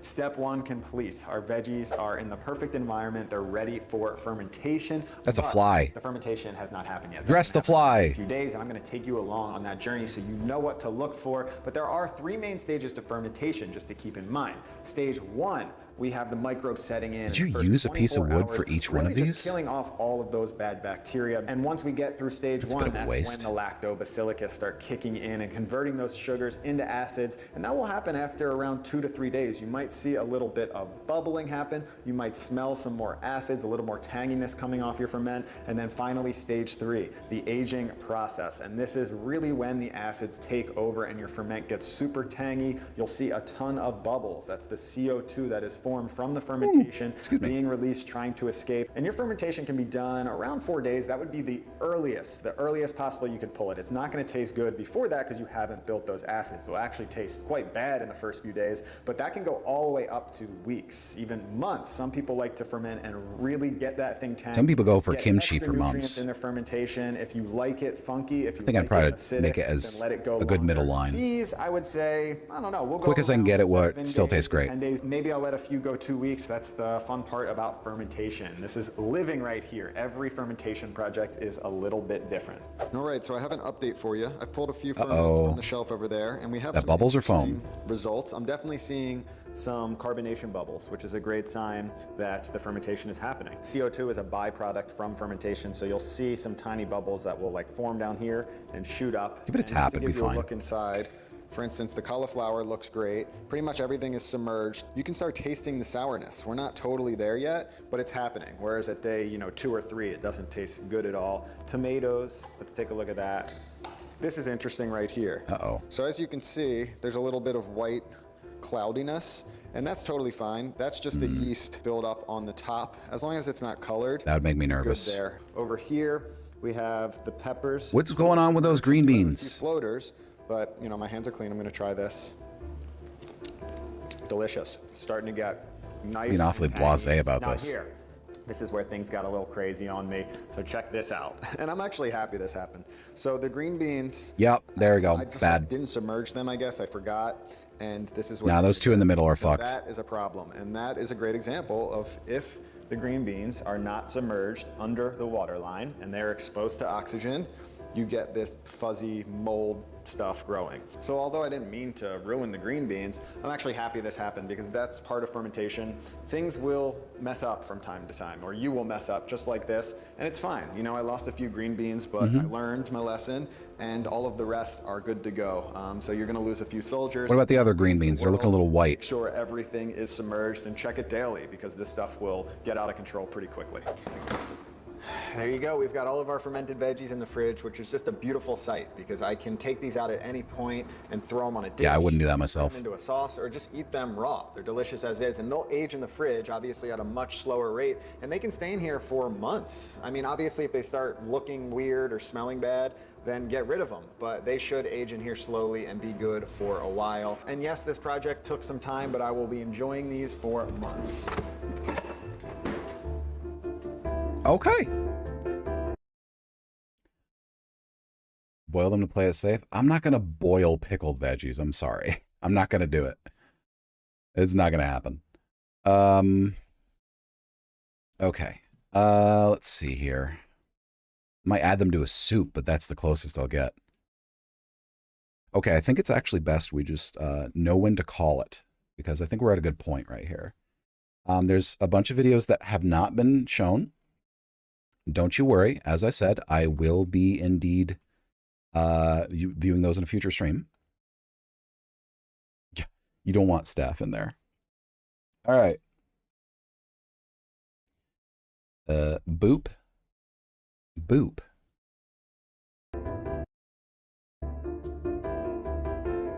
I'm sorry, was this playing the whole time? Oh no, that's the different video. Okay. Thank you for coming by, and thank you for submitting videos. Well, have a good one, Phoenix. We're just going to do a raid. Pretty simple. Nothing major. So I want to thank everybody for coming by. I'm going to be trying to do more of these just chatting streams because I feel that they are fun. And they give people a better idea of, you know, me than just me commenting on a video game. We get to talk about things other than games more, and that is something I really enjoy. Okay, so...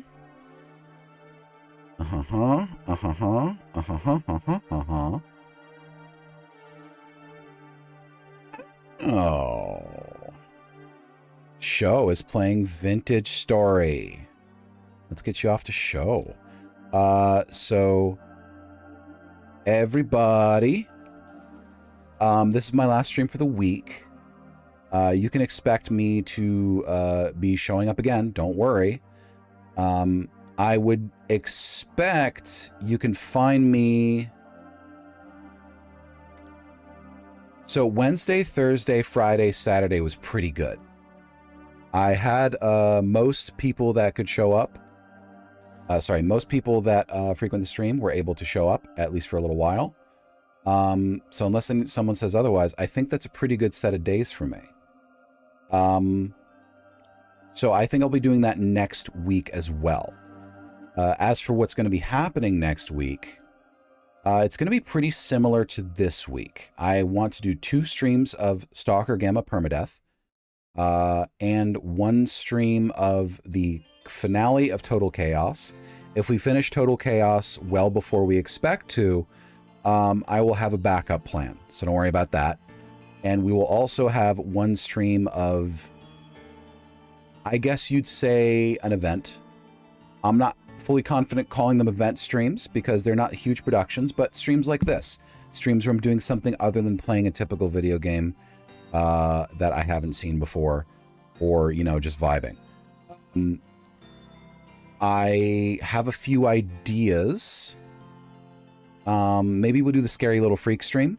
We might do an ad-lib stream. We might do a tabletop-focused stream. It's not actual live play, although I'd like to do that someday this year. But more like tabletop design stuff. We'll have to see.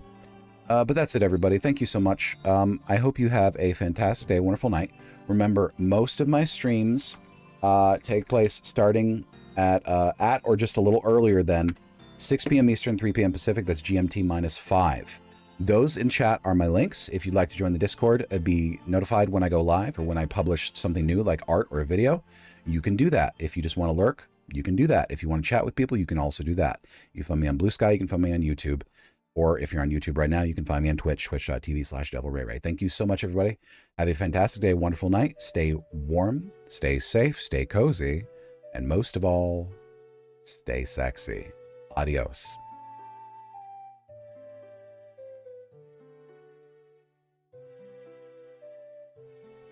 Just cut some up. Ray! god. Hello. Oh my gosh. Thanks for the raid.